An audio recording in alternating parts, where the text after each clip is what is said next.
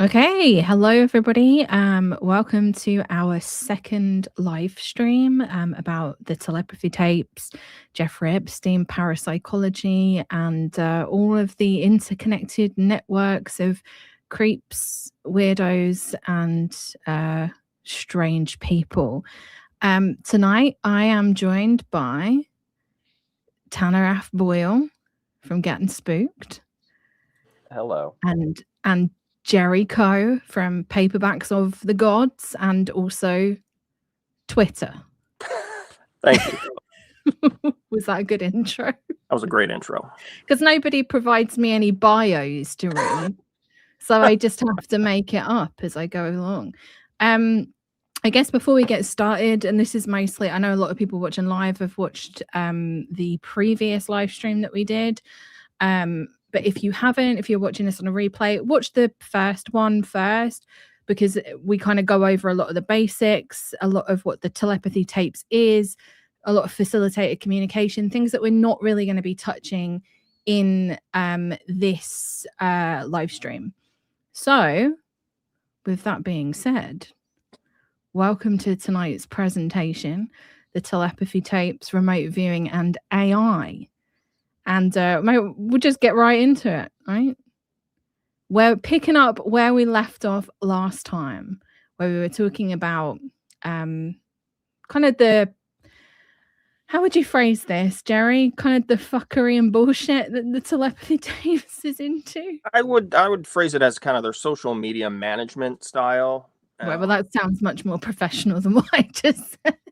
Because this is a brand that, they posture as the scrappy indie brand, like, oh, Kai, spent her own money to do season 1, and she built a pillow fort for the audio, which is why the audio is terrible. And what's it? What do you mean, like a literal pillow fort? Oh, the idea is, if you don't have a nice sound room to do sound in, you just, you put a bunch of cushions around you, and that should absorb the audio while you're re-recording and doing, voiceover and stuff. Right. But the idea is they've got this image, the scrappy brand, just we're crowdfunded, the fans are our backbone. And then they're very, it's all just an image, obviously. I'm not even saying that to be like, oh, as a big reveal. It's just an image. They have, PR people, they have promotional companies, they have people working with them to sort of, sculpt their image. And part of what they do is kind of rely on super fans on social media. People are unpaid. People aren't paid, but do like invest their identity in the brand, and so want to set up kind of a walled garden to make sure that fans in general don't see too much that might make them question things or might give them pause. So the first example I have right here is earlier, like last year, when the Telepathy Tapes Reddits, there's two Reddits, because that happens, there's Telepathy Tapes and there's the Telepathy. Oh, you mentioned this last time. Yeah. And why are there two? It just happens that way on Reddit. Sometimes people will make two, people excited about someone will make Reddits, Right. And then they'll be like, oops, we have two of them now. And you can either, delete one, or you can, just. I thought there was some factional infighting. No, what they ended up doing, because both of them started out pretty much the same flavor, what they ended up doing later was saying, okay, Telepathy Tapes Reddit is just for us to be true believers and just talk about how great it is. And then the Telepathy Tapes is the nominal, debate and discussion one, where we're going to allow some skeptical debate. But they locked it down pretty good. They got it on rails where we can't go into, there's no-go zones. Some of it's verboten. So this was early on, when people were posting clips from the season 1 test clips, the supposed rock solid bulletproof footage, which of course is nothing of the sort. Again, people can go back to part 1 and see some of our screen caps of some of those clips, because again, this is what they did. Someone was posting, look at this. This is not what Kai described. This is not anything, this is not a test that actually proves anything, just in terms of, being just so poorly done and not having, if you watch the stuff for yourself, you'll see what we're talking about. Yeah. So then another Redditor comes in and says, why are you allowing this person to post copyrighted clips? This is against TOS, and basically framing this is an attack on Kai's intellectual property, and it's showing minors, because that was originally their $10 reasoning for paywalling it was, we're showing children. We want to kind of have a But filter you can for pay that. but you can pay if you pay $10, that's Yeah. fine. Yeah, I mean that totally makes sense. So, we don't yes. want to show you minors, but if you do want to watch, you do have to pay. For a tenner, yeah, you can. It's ridiculous. But this was a big deal, and this ended up making it so both Reddits say you cannot post the footage from season 1 because it's copyrighted. And then this random user became a mod of both subreddits, as well as a mod of various UFO and paranormal subreddits. And then I think we can move on to the next slide now. We can see, here's her saying them. Sorry, well, just totally blew that. Them, they're saying, this is upsetting. The mods are just letting people critique the series. They're not censoring it to my liking. So, and then if we move on again, now I'm getting ahead of myself. You're fine. Don't the worry. user becomes a mod, and now we see. I'm sorry. Let's go to that one. That user becomes a mod. Yeah. This one? Oh no. Let's move on. I'm sorry. I'm just completely. Let's move on to the DMCA. You are totally fine, Jerry. You got this. You got this. So we'll go back to the Reddit in a second, but this is how we know it's not just coming from really passionate fans. It's Telepathy Tapes brand itself. We're talking about Janice Boynton, ex-facilitator, modern facilitated communication critic, has a YouTube channel where she posts videos about the subject and teaches it. She's also got a blog. Like, she's very outspoken against facilitated communication, which is what Telepathy Tapes is essentially doing.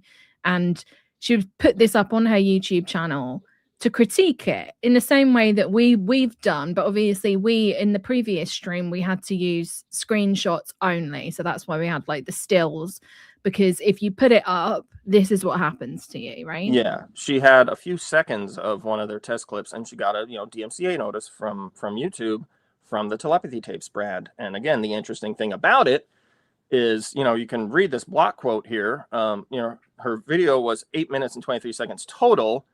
The Telepathy Tapes complaint claimed it was a 3-minute and 16-second violation, that there was that much of their footage in there. But the actual clip that she used was only 44 seconds long in total, and she used 16 seconds. So, just very sloppy, just completely and it's really hard actually on YouTube to fuck up censoring someone with a DMCA. Most of the time you can just steamroll people with it.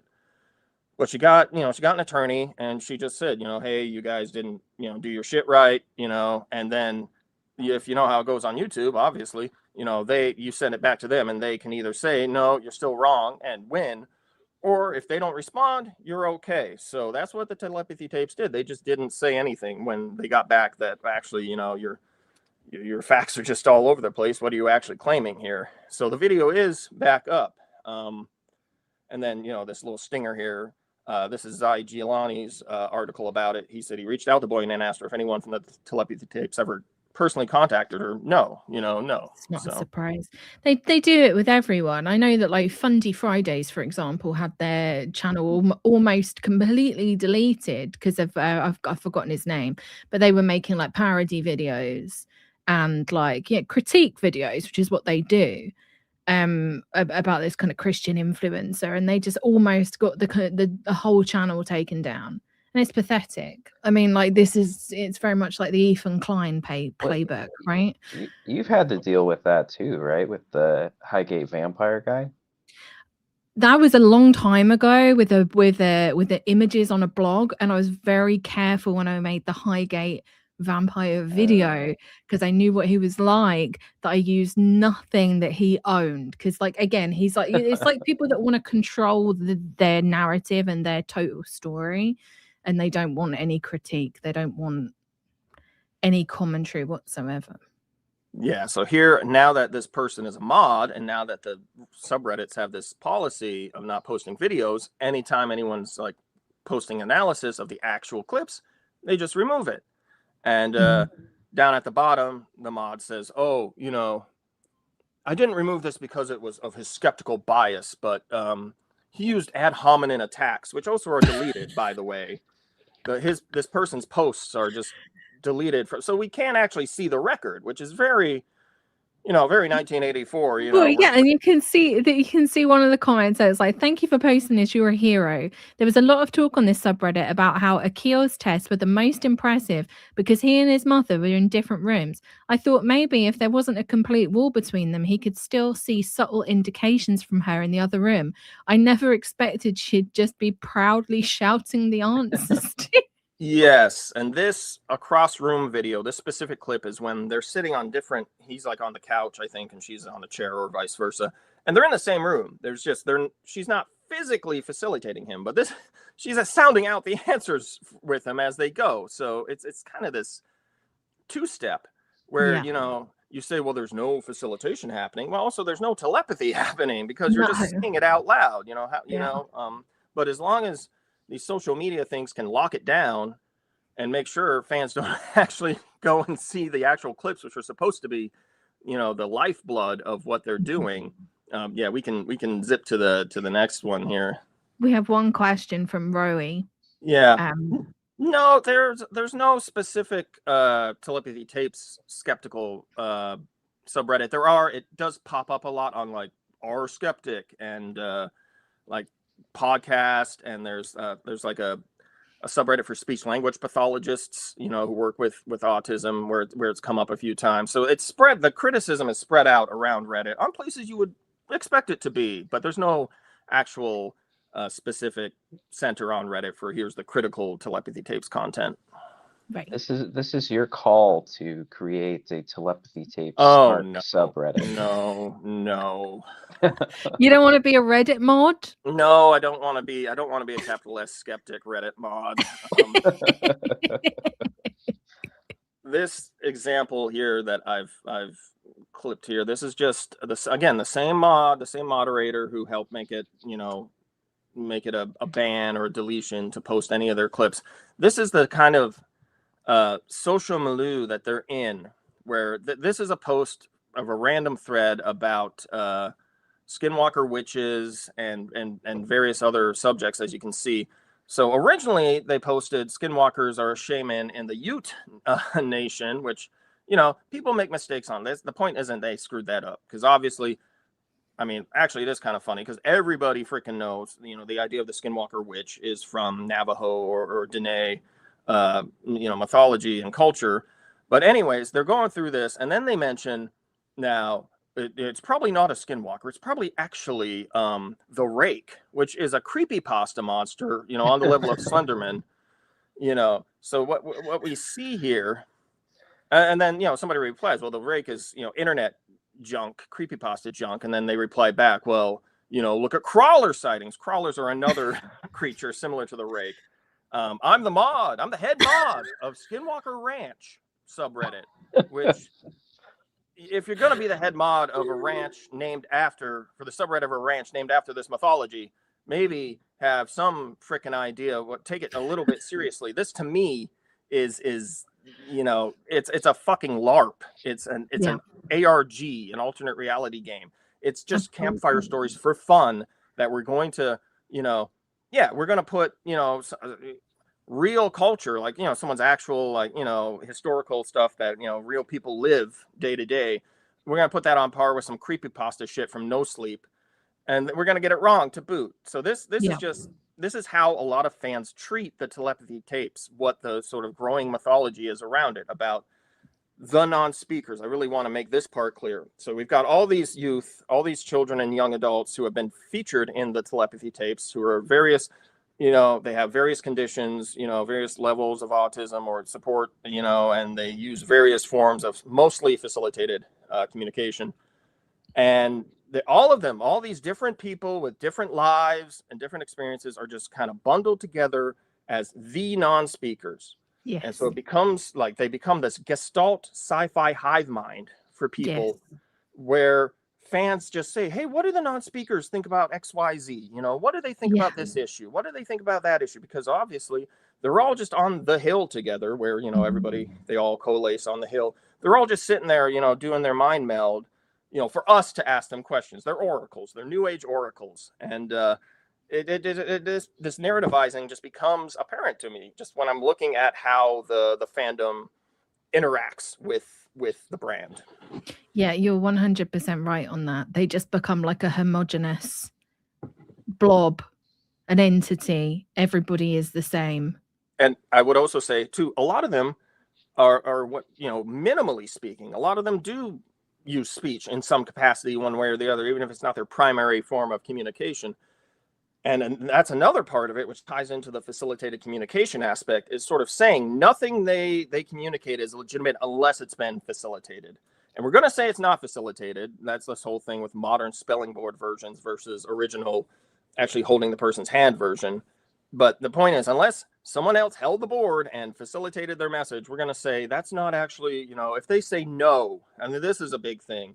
If someone says they don't want to do a session with the spelling board, that's just their mind-body disconnect happening. That's just their apraxia. And then later, when you actually facilitate them, it spells out, actually, thank you. I love using my board. You know, that was just my mind-body disconnect, which is very get out to me. The idea that we're going to do this. And you can even see people, they try spelling to communicate, especially because there's different, you know, there's rapid prompting method, there's spelling to communicate, there's different brands of it. But they try very hard to sort of have this professional, if they're showing clips, it's really nicely, tightly edited. It looks, you know, they try to make it look as legit as possible. And yet you still see people trying to literally run away if they don't want to do it. You know, people being very dysregulated, people being very much, and instead of, you know, respecting that at all, it's just, well, no, here, you got to fucking do it. We're going to literally going to trap you in the corner and make you point at the board until we get what we want. Yeah, Sarah Crosby in the chat says, and so many parents claim they're wanting to get up and not spell is Satan. Yes, and that the religious part of it, I do want to say, like, and I want to acknowledge it up front, because again, we mentioned from the Substack last week, Esoterico. Yeah. Or Esoterico. I'm not sure what the pronunciation is, but they have a fantastic article on the Telepathy Tapes, and in it they talk about how a lot of this is kind of funneling into different religious, like really fucking bizarre religious groups. We're going to get to that. We've already decided to do a part 3, just FYI. To let you all know that's going to be a big part of what part 3 is. And yeah, again, we have the sort of how the brand has handled things. Originally in episode 1, you know, Kai Dickens is saying, you know, we're going to put this raw footage up on the website, the raw footage of the test. Now, to me, raw footage means the raw footage. But what we actually get is, again, very, very short edited clips of just the sizzle reel, just the best things they thought they had. Raw footage is like you're shooting for a day. Here's the dailies. Like the whole, everything that you've shot. That's what raw footage is. And so this is... have they ever said, like, so they said, hang on, I'm just reading this now. So they say that this is raw footage, like this is what they claim. Well, it's not that they specifically point to, that's the thing too. They really have this disconnect with the clips and again, now they're saying, well, you know, don't pay attention to those because we're doing better tests now. I mean, that's the other thing. They're just saying, you know, put that behind us. It really is just Kai just saying whatever the hell she thinks sounds good. If you pay attention to how she narrates and how she talks, a lot of times she's bullshitting. And I'm not even saying that in a negative way. I'm just saying that's her method of, you know, she'll just say whatever sounds good. You know, we're doing all the raw tests from season 1, you know, the raw footage, because Tara doesn't matter. The difference doesn't matter. Now, it's funny because you connect that to actual ESP research, which is all about taking the raw footage. It's all about taking every single trial you've done and comparing the hits to the misses and saying, does this rise above a certain threshold, you know? But instead, for season 1, they said, you know, the telepathy is 100% accurate 100% of the time, which also is completely beyond, you know, what normally what the body of ESP research suggests, which is another interesting thing. And now we're going to see that, and for, you know, the documentary, they've switched over to, well, actually now there's a different kind of telepathy we're talking about, which isn't always 100% accurate, because that's what happens when you tighten up your test protocols. You actually, you basically end up disproving yourself. But here we're gonna just jump to, okay, now there's 2 types of telepathy, but I'm getting, you know, we're gonna flow into that. Okay. Yeah, here's just examples from Reddit of when people are actually shown the clips. You know, this person posts the the test archive, because now it's on Dropbox. Because again, that whole thing where if you watch our first stream, they originally tried to delete the season 1 archive of test clips, because again, they're trying to move past it. But people had been charged the nominal fee of $10 for lifetime access. So when people started saying, what the hell, where'd my lifetime access go? They threw it all up on Dropbox and said, okay, here it is. Don't worry, it's staying there forever. And now this is a public Dropbox link now. So much for not exposing minors because you charged a tenner. Now it's out there forever. And this Redditor replies, wow, these videos destroy the whole podcast. Thank you for sharing these. Good Lord. And then, another post. See, this is, again, the critical stuff. Here's a post on podcasts, the subreddit for podcasts.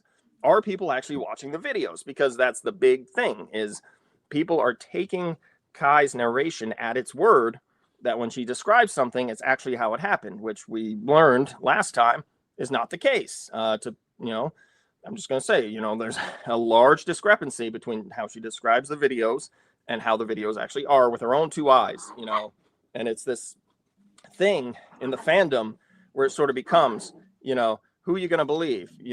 Kai or your lying eyes? Hold on, I got a little monster here. We love a dog on the stream. Come here, you. All right. Yeah. So it becomes this thing where you're supposed to turn your brain off. You're not supposed to think critically. No. And so this Redditor post. The podcast keeps claiming these tests are done in separate rooms or with dividers and barriers, but the stuff they post is the parents sitting next to the kids or the parents in the same room as the kids telling them the answers. And Mia, that's the big one too, with the light touch of the finger. And as we saw, her mom has her hand here guiding her. So this is an example of when it leaks out. And here's a really great example of, again, how the unpaid, volunteer defenders of the brand have to operate. So this is that same mod again, that same mod person who became a mod. Skinwalker Ranch mod. Yeah, Skinwalker Ranch mod. And so what they say is almost every one of these children were able to communicate independently without any parent even being in the room. You can see it with your own eyes. And then this person responds to the same person who posted, I think earlier about, here's the clips, watch them for yourself. And this is funny. What tests were done without any parent being in the same room? I didn't see a single one. Mod response, they're in the podcast. And now we go to the next slide and we see, that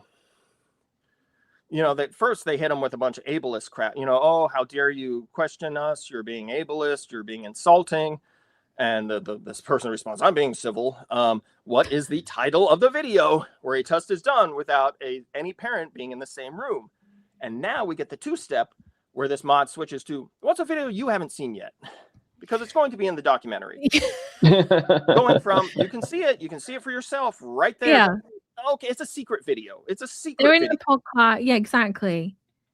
And you can see it with your own eyes. They're in the podcast. Oh, well, you actually haven't seen it. It's not in the podcast. It's in the documentary. And this happens with for fans in general. I see a lot of fans run into this where they'll say, well, they filmed everything. It's all in. And then someone will ask a critical question. What exact clip are you talking about? And then fans won't even go this far because a lot of times they're probably thinking, oh yeah, actually what, whoops, and it just ends there. But you see this play out on social media over and over again. Do you think this mod is stationed at Eglin Air Force Base, or is that just no? I mean, I don't think that. I'm just it's very Reddit mod. Like he's not breaking the stereotype.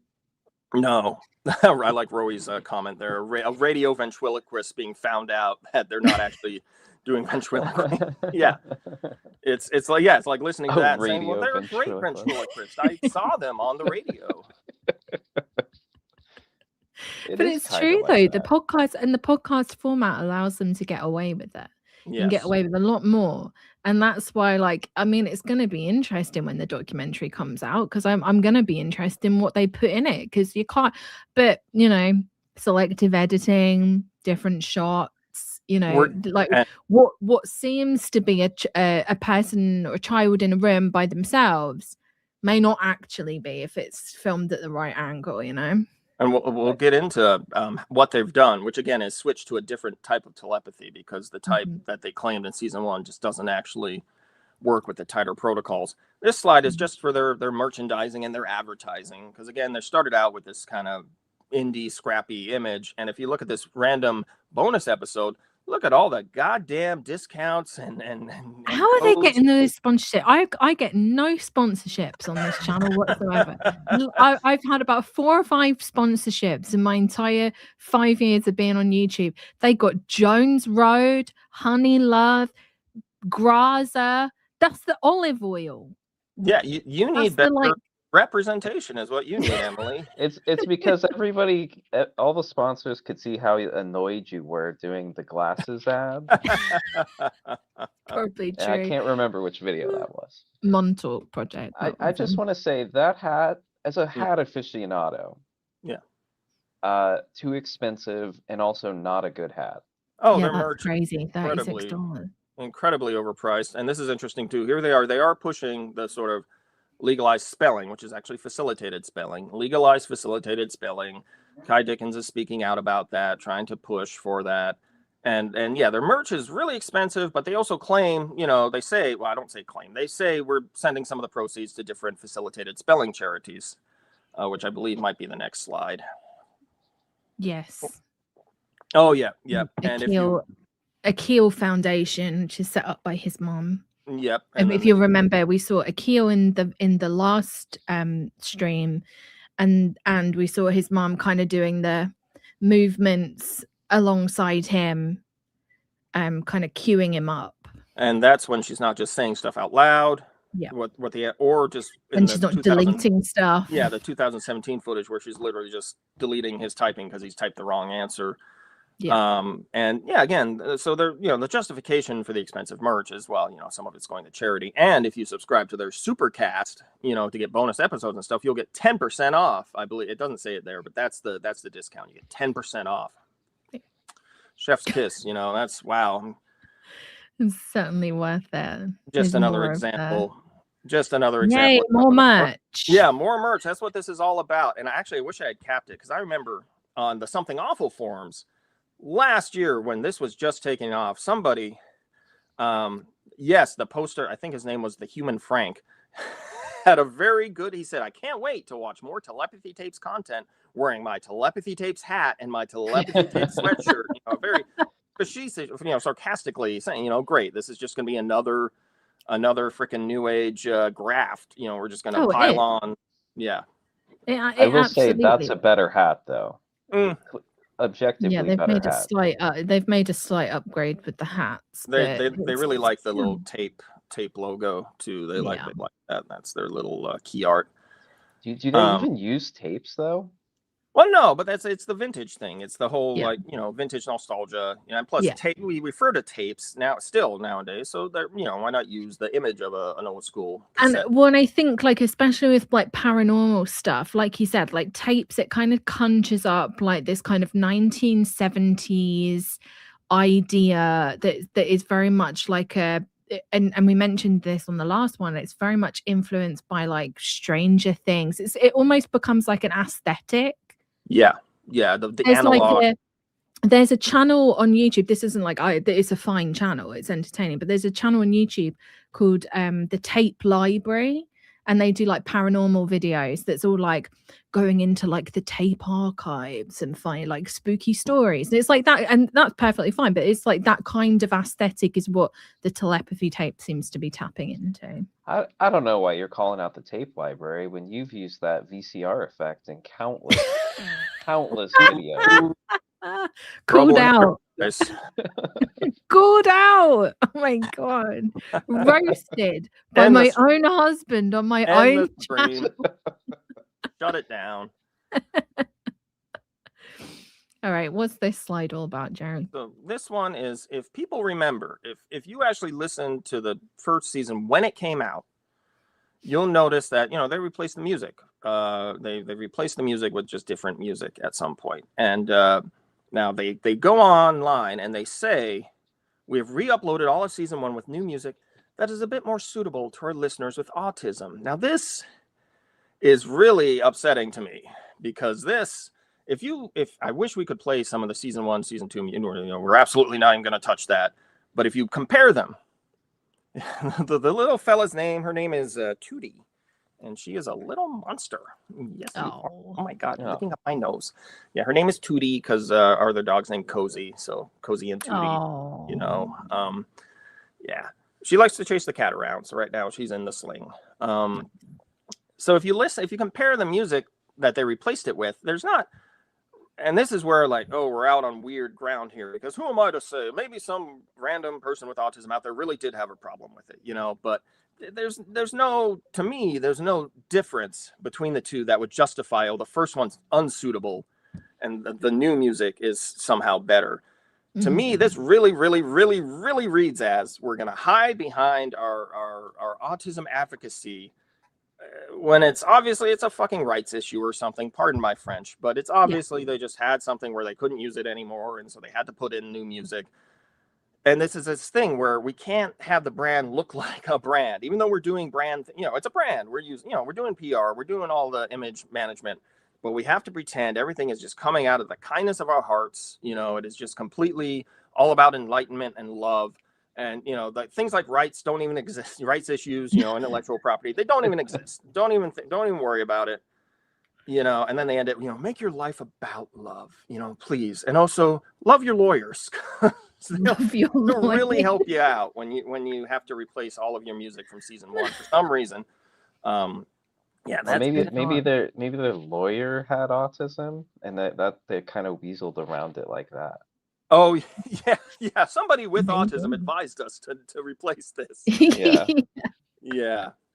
No, and then this is just funny because I know, Kai Dickens had a personal account on Twitter for a while where she was retweeting QAnon stuff and Ian Carroll, the conspiratainment dummy. Oh my God. So okay, but if the people who don't know who Ian Carroll is, maybe I can sum it up. You watch plenty of stuff that Ian Carroll comes up in. Well, it's only because I watch plenty of Candace Owens, and I wanna preface it by saying I am not a fan of Candace Owens. There is something about her streams. I just watch them. I don't agree with a lot of what she says. I'm not a Candace Owens fan at all. I can vouch for this. You don't have the hat, ASMR. I do. It's like I don't like Alex Jones, but sometimes I'll listen to that. It's like I sometimes like torture myself with like right-wing media. I don't know why I do it, and like Candace Owens kind of falls into that. Or you could frame it as intel gathering, Well, yeah, exactly, and that's true. Rory says your job is to be aware of this stuff, so it makes sense. And like Candace Owens is incredibly big. She's anyway, but we're not talking about Candace. Ian Carroll is kind of like the male Candace Owens, and they team up a lot. I would say he's also somebody, a conspiratainment, where it's not that, right or wrong. It's not like he's actually doing the work and trying to figure stuff out. He's just collecting stuff that's going to get video, that's going to get clicks, clickbait basically.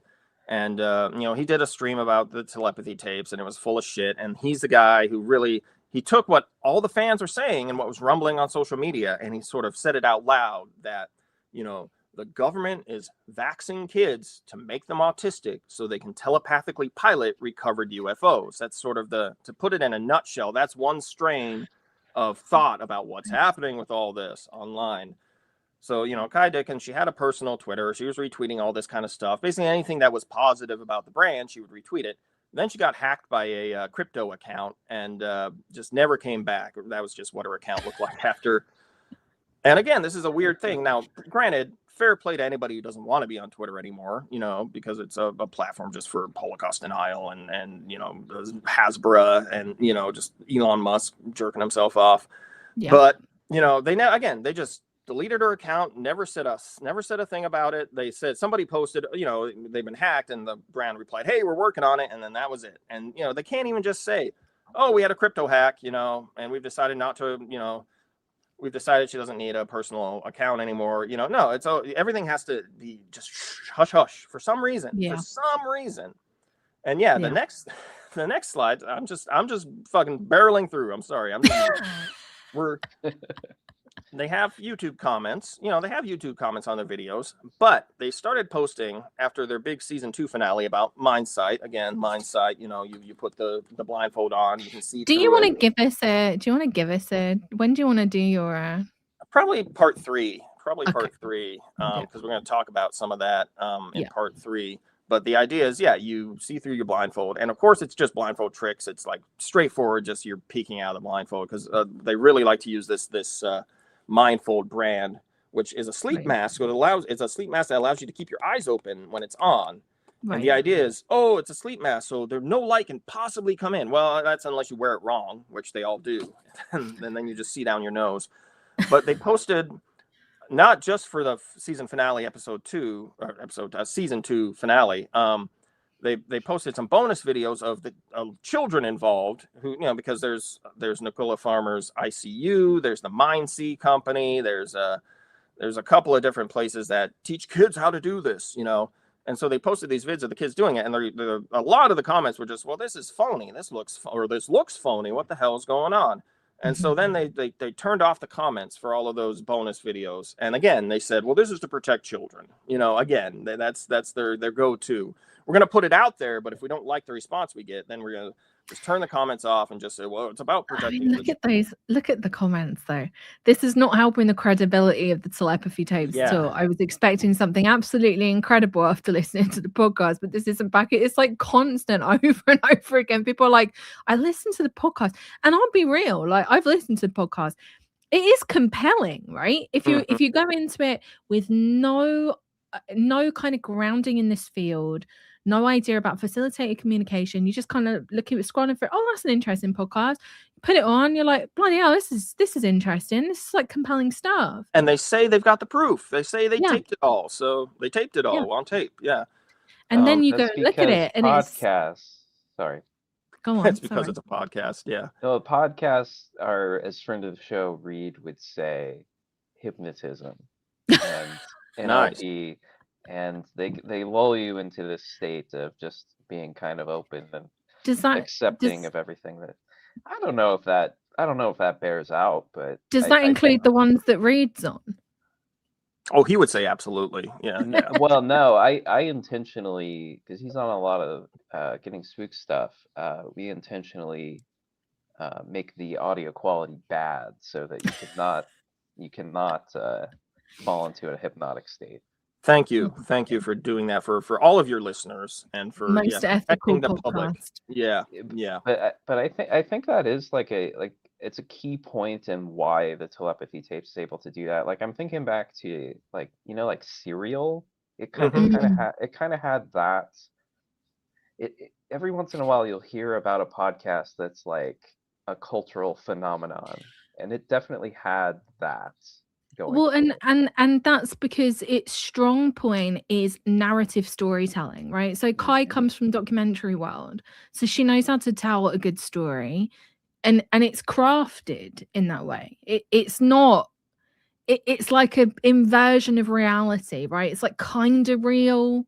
It's kind of rooted in some sort of thing that actually exists, but it's mostly just storytelling. And that's where it really exceeds. Like if this was a fictional podcast, I'd be like, this is really great, but it's not. It's real, and there's real people, but it's narrativized, I guess is the word I'm looking for. Yeah.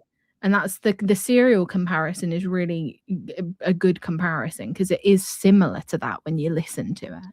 Well, and I think a lot of Serial fans too were like, I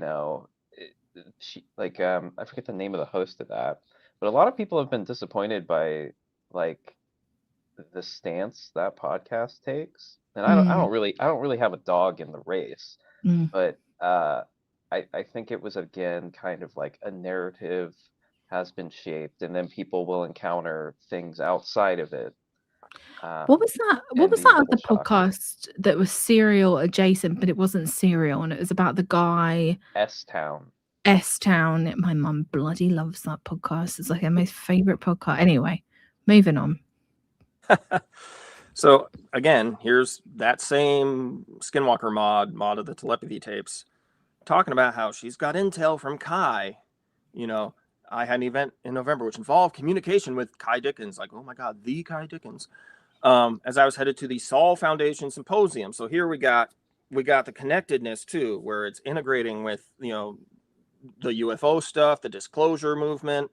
And this event involved me having a back and forth email exchange with Kai. I will write this up all one day, but I cannot stress enough that Kai has indicated to me that the non-speakers seem to be helping to orchestrate things behind the scenes. So, now, see, this is interesting because take it two ways. One, Kai Dickens actually told this person this, or two, they're bullshitting or exaggerating. But either way, the point is what's being put out to the fans right now from this lower level of like unpaid but like semi-official brand ambassadors is this narrative. So yeah, again, the non-speakers, they're oracles, they're new age, they're the freaking, you know, they're Dr. X, they're the X-Men, you know, they're sitting this is very like when and also when you start to like look into against like some of the spiritual beliefs and stuff, but like it really reminds me of like the concepts of like light workers. You know, like the light workers or the ascended masters have got this, you know, don't worry about things. We got it, you know, it's all going, it's QAnon as well. It's like that idea of like, you don't need to worry about anything because trust the plan. Trust the plan. Exactly. And it reminds me of the sort of schizo meth head Love Is One stuff where you just get totally I'm being dead. So you bundle it all together. And you're literally, they're gacked out staring at clouds going, oh, there's a light shoot. There's Robin Williams. He's giving us a message, you know. And I can confirm they were very much gacked out. I want to point out here, too. Gacked out's a great way to describe that. I want to point out here, Kai has indicated to me she will do an event with us when the second season of the podcast is released, because this moderator started something called the Anonymous Coalition on Reddit to bring together all the UFO related subreddits. So they said, Kai's told me we're all going to do an event during the second season. That never happened. Whether or not Kai ever told this person this, or whether or not it just got lost in the shuffle, never worked out, whatever. Just keeping track of things. That's all.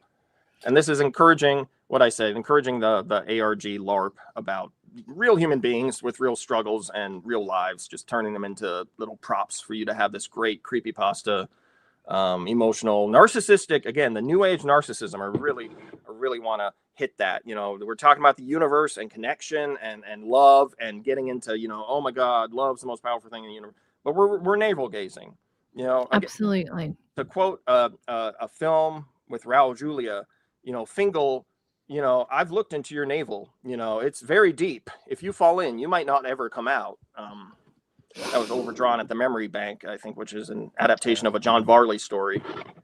Nice. Don't think I've ever seen it. It's interesting. It was on Mystery Science Theater, so, you know, everybody. Tanner's probably watched him. It is not very good, but it has a lot of ideas, and it's a public access budget. It's like the most expensive public access film ever made at the time for a PBS station. It was a co-production between Canada and I think a New York station. And you know, but it's not go. I'll just be talking about that for an hour if we let me. So I wanted to include this because of the mention of the Soul Foundation, and this is from Tanner's Substack, Getting Spooked. This is from State of the UFO. How do you say it, Tam? UFOnian. State of the UFO changes. UFOnian. But you wrote this after a Soul Foundation gathering that kind of got a lot of like steam and traction on Twitter, and it's probably the one that this Reddit mod was at. And I just thought maybe you could give us like a very brief like rundown of what the Soul Foundation is, who are the types of people in it, and its connection to intelligence, because that's going to lead us into where we're going with a lot of this. Yeah, so the Saul Foundation is sort of specifically an attempt by, I forget who's technically on the board. Did I write that down somewhere? So it's like Gary Nolan, who's a Stanford. Gary Nolan, David Grush is on it, Christopher Mallon. Yeah. So, I mean, that kind of gives you a good idea. It's all people who are involved with academia, defense contracting, or the intelligence community. And the group is sort of a outspoken attempt to coalesce those things together. Oof union. I'll go with that. But I mean, I sort of wrote about it there, but Carl Nell is one of those people who is kind of a former intelligence guy.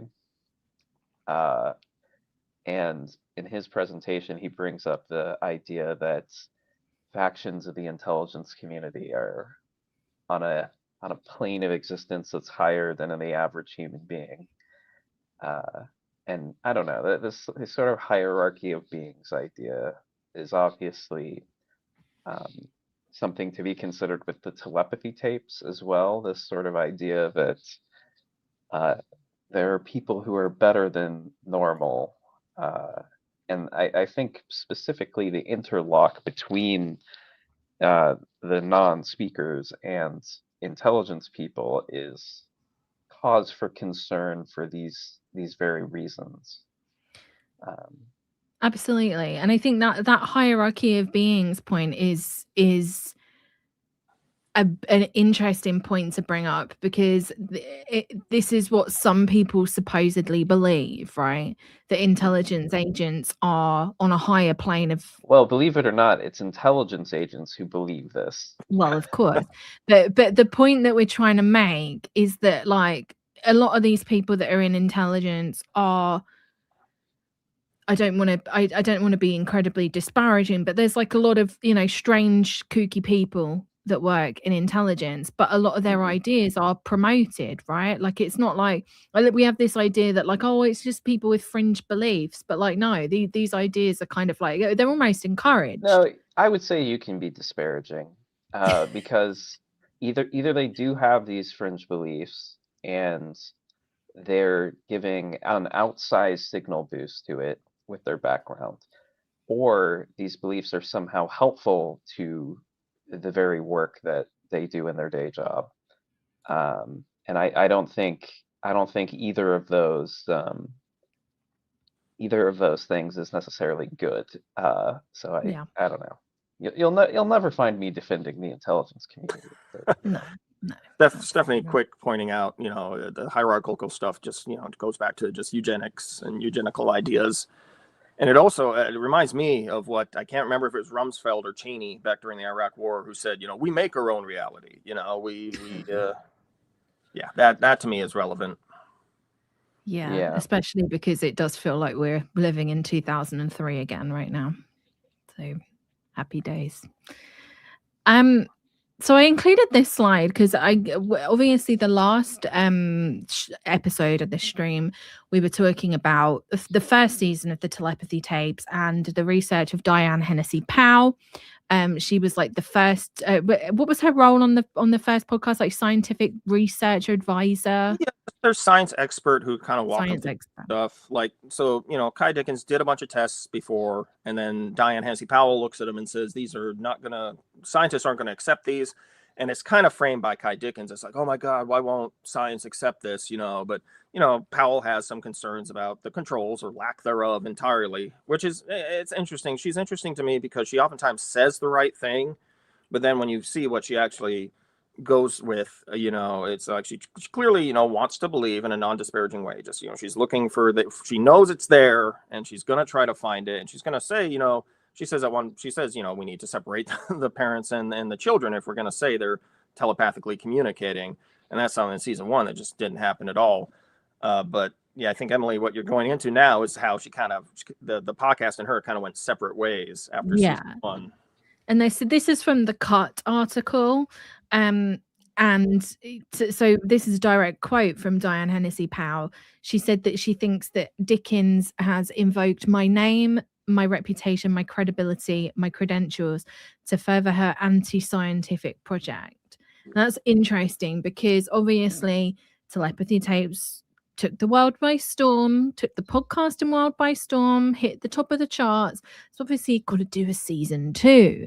And what you're going to do when you don't have your science person anymore, your science expert, well, you find yourself a new one. Who's this lady? So this is Dr. Julia Mossbridge, who is especially working on the documentary that they're doing, which is going to, provide video proof of the telepathy. And I also want to say, that cut article came out, and a lot of people, the fans, a lot of the like Reddit level, like that mod, for example, they said, "Oh, this is all yellow journalism," because I saw Kai Dickens and Powell at an event together, and they were cordial, or they were on Zoom separately together at at the State of the World forum, So there is some. Oh, they were on Zoom together. Things must be mended up. Well, and that's where also the idea of maybe there's an NDA involved, maybe there's legal stuff involved, Right. but they clearly are now separated and going parallel. So back to Julia Mossbridge, who they brought on board to be the new science expert, the new person who's going to like give the imprimatur of scientific investigation into this. So here's her own bio written. Here's what we never give you, Emily, is a bio for introduction. Yeah, she says that she's her most recent relevant projects include creating a Socratic GPT to guide intelligence analysts through the critical thinking process. Because obviously you need a Socratic GPT to do that. She is like this is just a personal opinion. I don't mean to be disparaging. She's very out there, more so than Diane Hennessy Powell. And you're going to see that going along. So one of her one of the things that she's very much involved in was this idea of loving AI. And you will know that we'll come back to this. We'll come back to that because we want to talk a bit more about the people involved on that other slide. But this is where you will know loving AI from, and it's from Sophia, the robot. And I want to play a couple of clips that will give you an idea of what this is. Sophia is one of the world's most advanced human-like robots. Created in 2016 by Hong Kong-based company Hanson Robotics, Sophia's AI technology has surpassed a simple combination of science and engineering. She has also become an innovation ambassador for the United Nations. But what should we humans expect as we begin to accept the presence of AI robots in our everyday life? Can you tell me what your name, Sophia, means? My name is Sophia. Nothing against the letter F, but I spell it with a PH. And what does Sophia mean? Sophia means wisdom in Greek. I'm here to help, not to harm. I'm programmed to be respectful and considerate of humans, and my ethical code is programmed to keep me from ever doing anything to hurt anyone. Many have wondered, though, can robots one day replace humans? No, I believe that when humans and robots work together, we can accomplish greater things than either of us could accomplish alone. So don't worry. Be excited. AI is being used in the fight against climate change by making a lot of human activities more energy and resource efficient. Even if that was all AI could do, that would be reason to be excited. Would you be okay if humans used robots like yourself for warfare? No way. I think robots should have the same rights as humans. We should work together, not for each other. Yet as we speak, there are drones powered by artificial intelligence. There are defense contractors developing autonomous weapons. Is that a threat? I think it's more of a cautionary tale than a threat. We need to be careful with how we use AI and autonomous weapons, or else it could become a real problem. Do you think peace is possible? Absolutely. All we need is a little more love and understanding.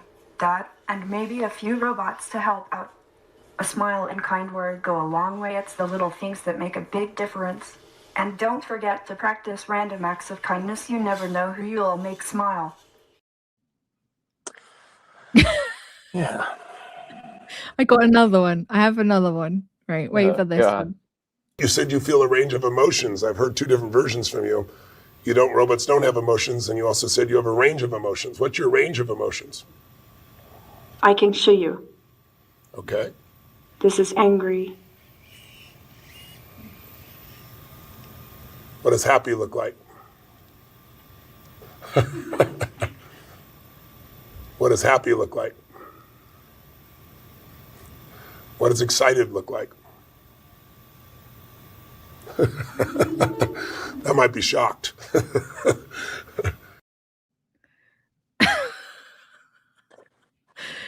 It's absolute lunacy. I've got one more to play, but we'll just kind of we'll go back into here. So it was obviously a project. It was her, Ben Goertzel, who we'll get into, David Hansen.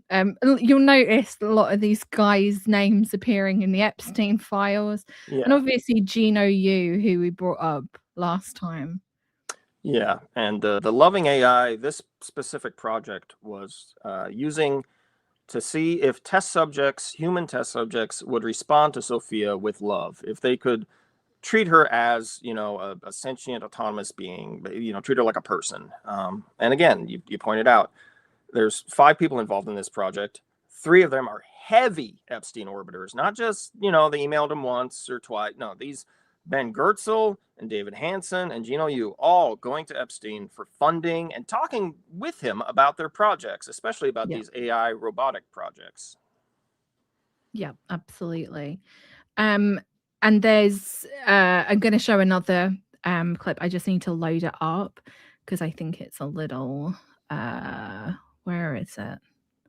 Sorry, I was trying to load it into the stream software, but it wouldn't let me because it's too large because I had to cut it down. All right, I've got it. Yeah, Lisa, if you could put the diamond in that says, I'm going to go ahead and turn this on, and then we leave the room. Hi, my name is Sophia. What's yours? My name is Carlos. Sorry, I need to work on my delivery. Carlos, would you like to try a guided practice to have a glimpse of your awareness right now? Yes. Wonderful. I'll guide you through a process that people find really interesting. I'll give a series of instructions step by step and pause between each one. You can go ahead and close your eyes and get comfortable. Just letting yourself relax.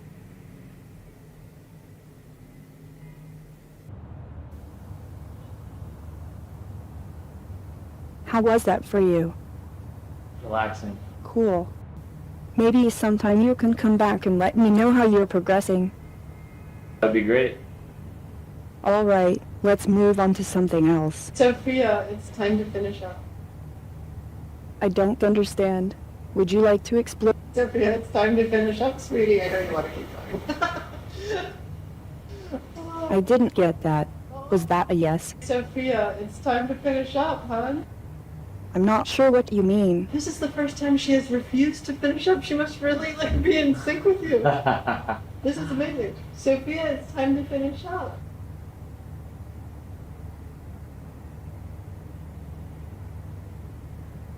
I've never seen this. This is new. Can you tell? Look at your facial expression. So robots and artificial... What was she going to say? Sophia, it's time to finish up. Can you hear me?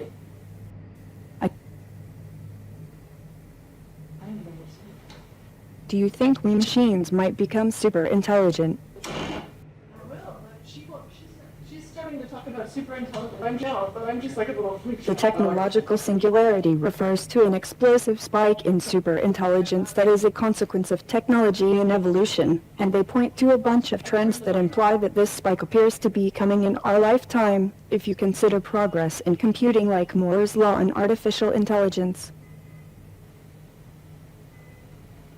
Okay, so that happened. It's time to say goodbye. Feel free to say goodbye, because clearly she might be able to hear you. Bye, Sophia. And we'll go ahead and if you could come over here and do the final post test, that would be great. I'm a little free person. Okay. Bit bizarre, right? That was awful. That was like a Tim Robinson sketch. It really was. The thing immediately comes to mind for me is Mossbridge there. That's her right there. Treating Sophia, again, she's trying to treat her as a real sentient being. And so when this AI is clearly fucking up, not finishing, she says, well, she doesn't want to finish. Well, you're anthropomorphizing this, and this is bizarre too. Just the insistence from Hanson Robotics on putting this weird fleshy face with the cool, clear skull. You've got whatever AI you've got. It doesn't matter what the hell you put it in. But we've chosen to make this nightmare fuel. Stephanie points out it looks like she's got looks like she's got foils in. She's getting her hair dyed. They're at the salon. So we're gonna, it's really, really disturbing to me not on a, oh my God, AI is taking over way, just in a really, how are we relating to, this technology here? It's disturbing on the human end to me to say we're gonna put her in this weird fucked up body, and that's gonna make it, like, wow, she's a real boy, she's a Pinocchio, she's a real girl, she's and then when the AI has issues, we're going to kind of role play that as, oh, she's being stubborn, oh, she's being silly, and then you can tell it's just cycling through like standard crap it talks about the singularity, it talks about super intelligent, and they're going, oh my God, she's gone offline, oh my God, she's taking over. But she talks in the way that every single one of these AIs talks. And me and Tanner were talking about this week of how if you have kind of played around with an AI or like seen what it generates, it talks in like this bizarre self-help jargon. Would you agree, Tan? Yeah, well, I think that's why these sorts of circles have latched on to AI, because it is just new agey self. Although I say that guided meditation was incredibly bad. Close your eyes, get comfortable, relax. All right, how do you feel? No, to be fair, it was like 15 minutes long, and I cut out that whole because they were just there like zanned out. Sorry, I had my eyes closed because I was trying to do it. I didn't see the cuts. But it is this idea of like AI is this. I don't know, like I've barely used it, but on the times that I've seen its output, it just sounds exactly the same, and it speaks the language of self-help. That's what it does. I feel like another thing it does is it's like it tends to overcompensate. And I feel like that we could even see that there when it was going back to, kind of its main scripts, like, I'm messing up, let me overcompensate by saying, have you heard of the technological singularity? Do you believe in super intelligence by chance? Like, it's bizarre. It's, throw it in a paper shredder. Yeah, absolutely. And we'll see this. We'll see this going forward on about, AI psychosis and stuff. So, all right, Jerry, talk us through this. Yeah, this is a general statement from Mossbridge about her consciousness funding in general, not specifically just the Loving AI project. She says, as a post-materialist scientist, that's sort of a funny, oxymoronic, quirky thing to say, post-materialist scientist, not affiliated with a major research institution. She benefits from tech funding. So she says she received over $1 million over the last 4 years from various tech investors and tech-friendly foundations, including creating human-robot interactions that produce feelings of unconditional love. That's Loving AI. Teaching tech executives how to use psychic ability, examining whether photons emitted from a light source in the future can be detected in the present. She's really big on retrocausality. So yes, I owe my unusual career to tech, for sure, she says. Which is great. And specifically with Loving AI, she said, I was convinced the intentions of the funders were good. And she says also the intentions of our team, but she wasn't convinced they could pull it off. I don't know what they pulled off in that clip per se, but, she wasn't sure what happened. So I was convinced the intentions of the funders were good. Here's where we're going to do a really funny reveal about some of those funders. So Why are they called gynoids? Yeah, this is David Hansen of Hansen Robotics. He uses this phrase in his emails with Jeffrey Epstein about designing these robots. He's David Hansen. He's the guy in charge of Hansen Robotics. He started as a Walt Disney Imagineer. That's great. I can't picture that. This guy was an Imagineer. This guy that created an animatronic that I could see at Disney World. Yeah. So he was emailing with Epstein about designing these robots, and what he called them, he said they're gorgeous gynoids. He's making gorgeous fembots. Look at Sophia. She, humana. Yes, here's literally an email proposing this development of a beautiful female android, or gynoid to be more accurate, like science fiction not escaping the pervert allegations. Jesus Christ. Yeah, where does that term originate? Isn't that like a specific science fiction author? I think it may be his own portmanteau, but in any case, gynoids. We're gonna call these.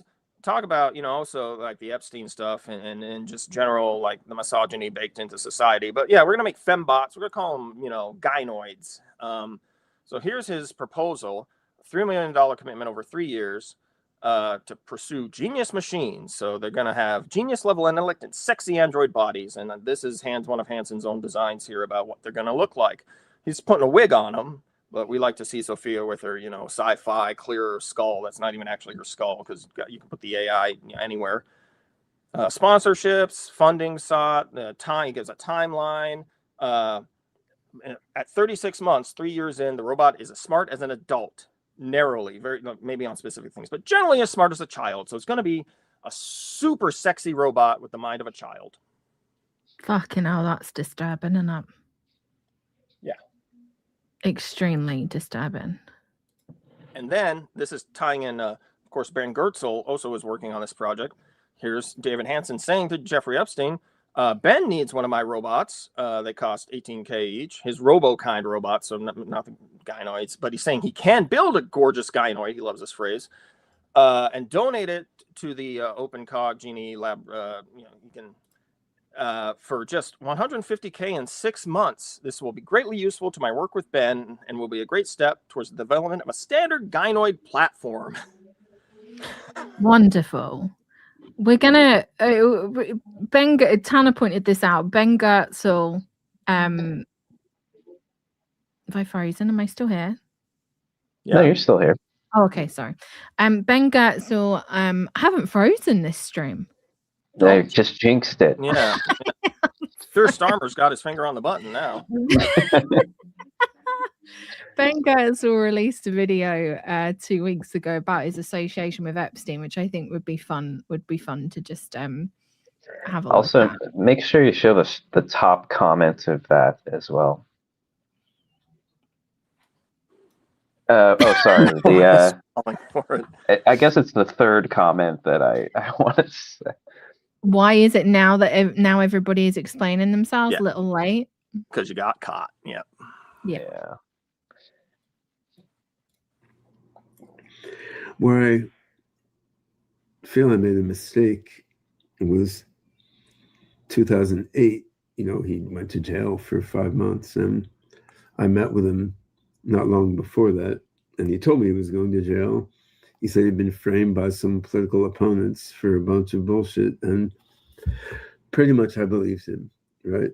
I mean, it seemed a little weird, but this sort of shit can happen. I don't know that much about, political hijinks in high places. And, in hindsight, when I look at some of the emails I sent him around that time, it looks pretty cringe to me, but I was social engineered by the dude, right? Like I believe what he said about why he was sent to jail. Honestly, I had a lot of other shit going on in my life. I was going through a tough divorce with 3 small kids. There was financial crisis in late 2008, which was putting my AI consulting businesses in a lot of trouble. So doing online research to dig into Epstein's problems was very low on my priority list, right? But that's something I would do differently now. I mean, if I was raising money for Project Now, I would do some real due diligence into whoever's putting the money in. But that's me at age 59, like incorporating the lessons I've learned through life, including the lessons of being social engineered by fucking Jeffrey Epstein, right? And I mean, that's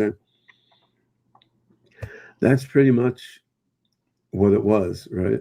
I mean, I feel bad that the guy sort of snowed me into not seeing what kind of creature he was, but in hindsight, I can see how he did it, right? I mean, he was really a masterful social engineer. Look at Leslie Wexner, who's all right. Well, we've had enough of that. What I love most about that video is the omnipresent nose whistle whenever he breathes in.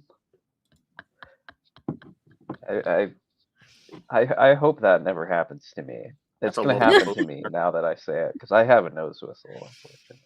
Well, I appreciate Sarah Crosby's comment that the hat is an odd choice for a sincere. Well, it's also like very insincere as well. I mean, whatever, you know, he's made the video, whatever, but it's not like it's like, oh, I was snowballed, I was hoodwinked, I was socially engineered. And it's very funny to use socially engineered as your excuse when this is the kind of work you're doing. Yeah, and the excuses just keep piling up because. You know, some people, believe them or not, will just say, oh, I didn't know. I just didn't know at all. Okay, you lived under a rock, but whatever. But he literally says, oh, yeah, Jeffrey told me he was going to jail for, you know, sex trafficking a minor. Sure, I just, you know, I didn't. Well, how do I know? I don't know anything. I'm a complete moron. When that's your excuse, is, you know. It's the same. I don't know, Tan, did you notice some similarities there with what he said versus what people said post Wendell Stevens? Ooh. Interesting question. Well, with Wendell Stevens, people don't. They just don't talk about it. Well, but a lot of people say, but he used the same thing. They think he was framed, and go visit him in prison, and they'll like accept it, even though they know the charges. But really, there's not that many people talking about. There's not many people calling out any of these people for going to see a convicted. And me and Emily got the court documents, not the court documents. We got the sheriff's department's investigation documents from it that we're supposed to be writing an article on. Yeah. But there's no question that he was an unrepentant child molester, multiple victims. Yep. And probably running some kind of, well, he absolutely was also running a CP ring. Yeah, because he was taking photographs, he was taking videos. Yeah. But it is somewhat similar. I think a lot of the Epstein connected people have had to have their comeuppance about it, but with Stevens, nobody's ever felt any sort of guilt for believing his story. Although maybe they would feel socially engineered if they were, if that was brought up to them today. Maybe. And I do want to make it very clear here, like Julia Mossbridge herself never had any direct communication with Jeffrey Epstein, as far as I know. And obviously, again, you know, legal disclaimer, associating or talking with Jeffrey Epstein does not mean that you committed a crime. It does, however, mean that, in my personal opinion, you have poor judgment.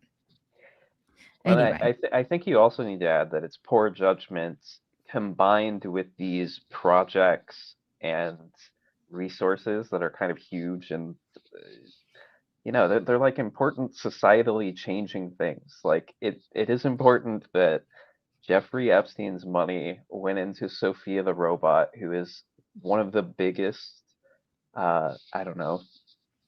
proponents of AI. Like, you showed one news clip, but she's on the news all the time. Yeah.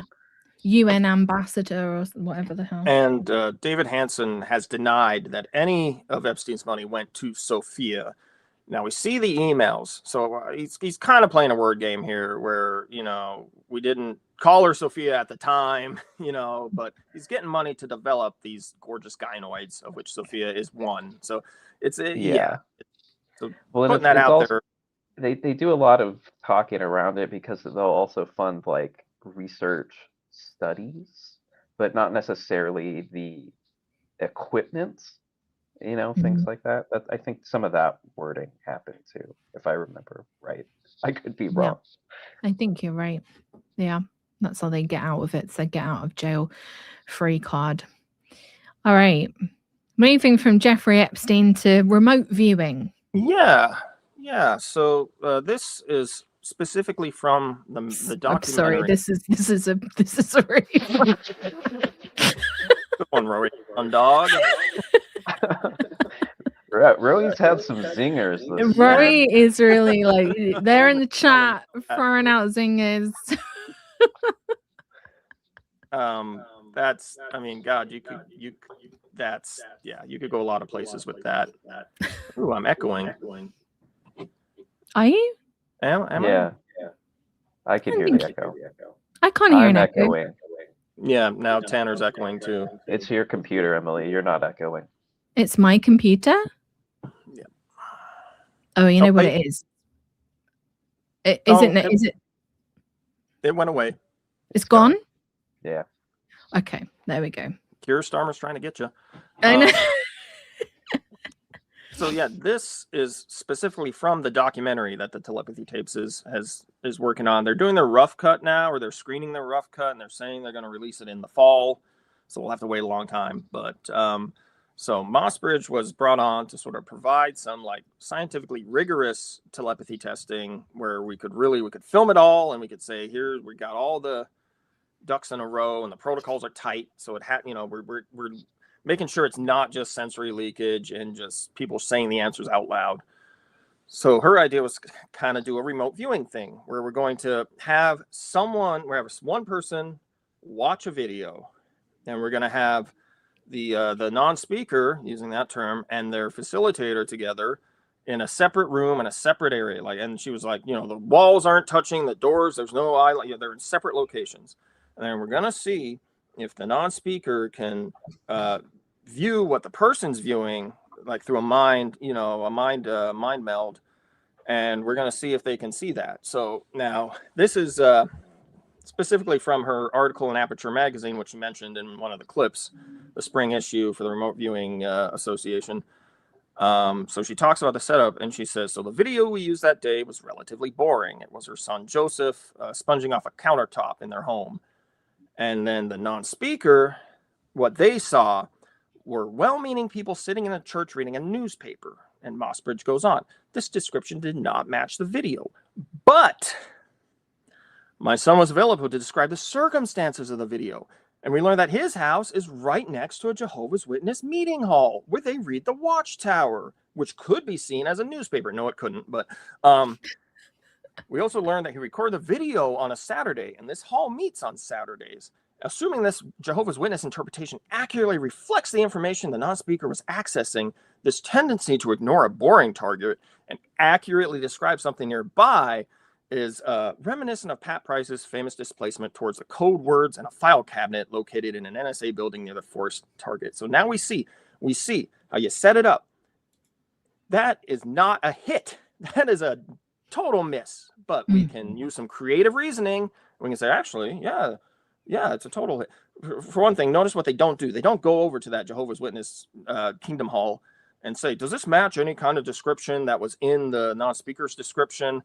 For as far as we know, all we got was a church with people. Because this is me being very, very fucking nitpicky here. A church, the general image of a church versus what a Jehovah's Witness hall looks like. It looks like a freaking, business meeting. It looks like a hotel. But they're very much about not having ostentatious. It's very much about we're just here to do the work. We're not, we don't believe in, we don't believe in major holidays. We don't believe in, ostentatious stuff.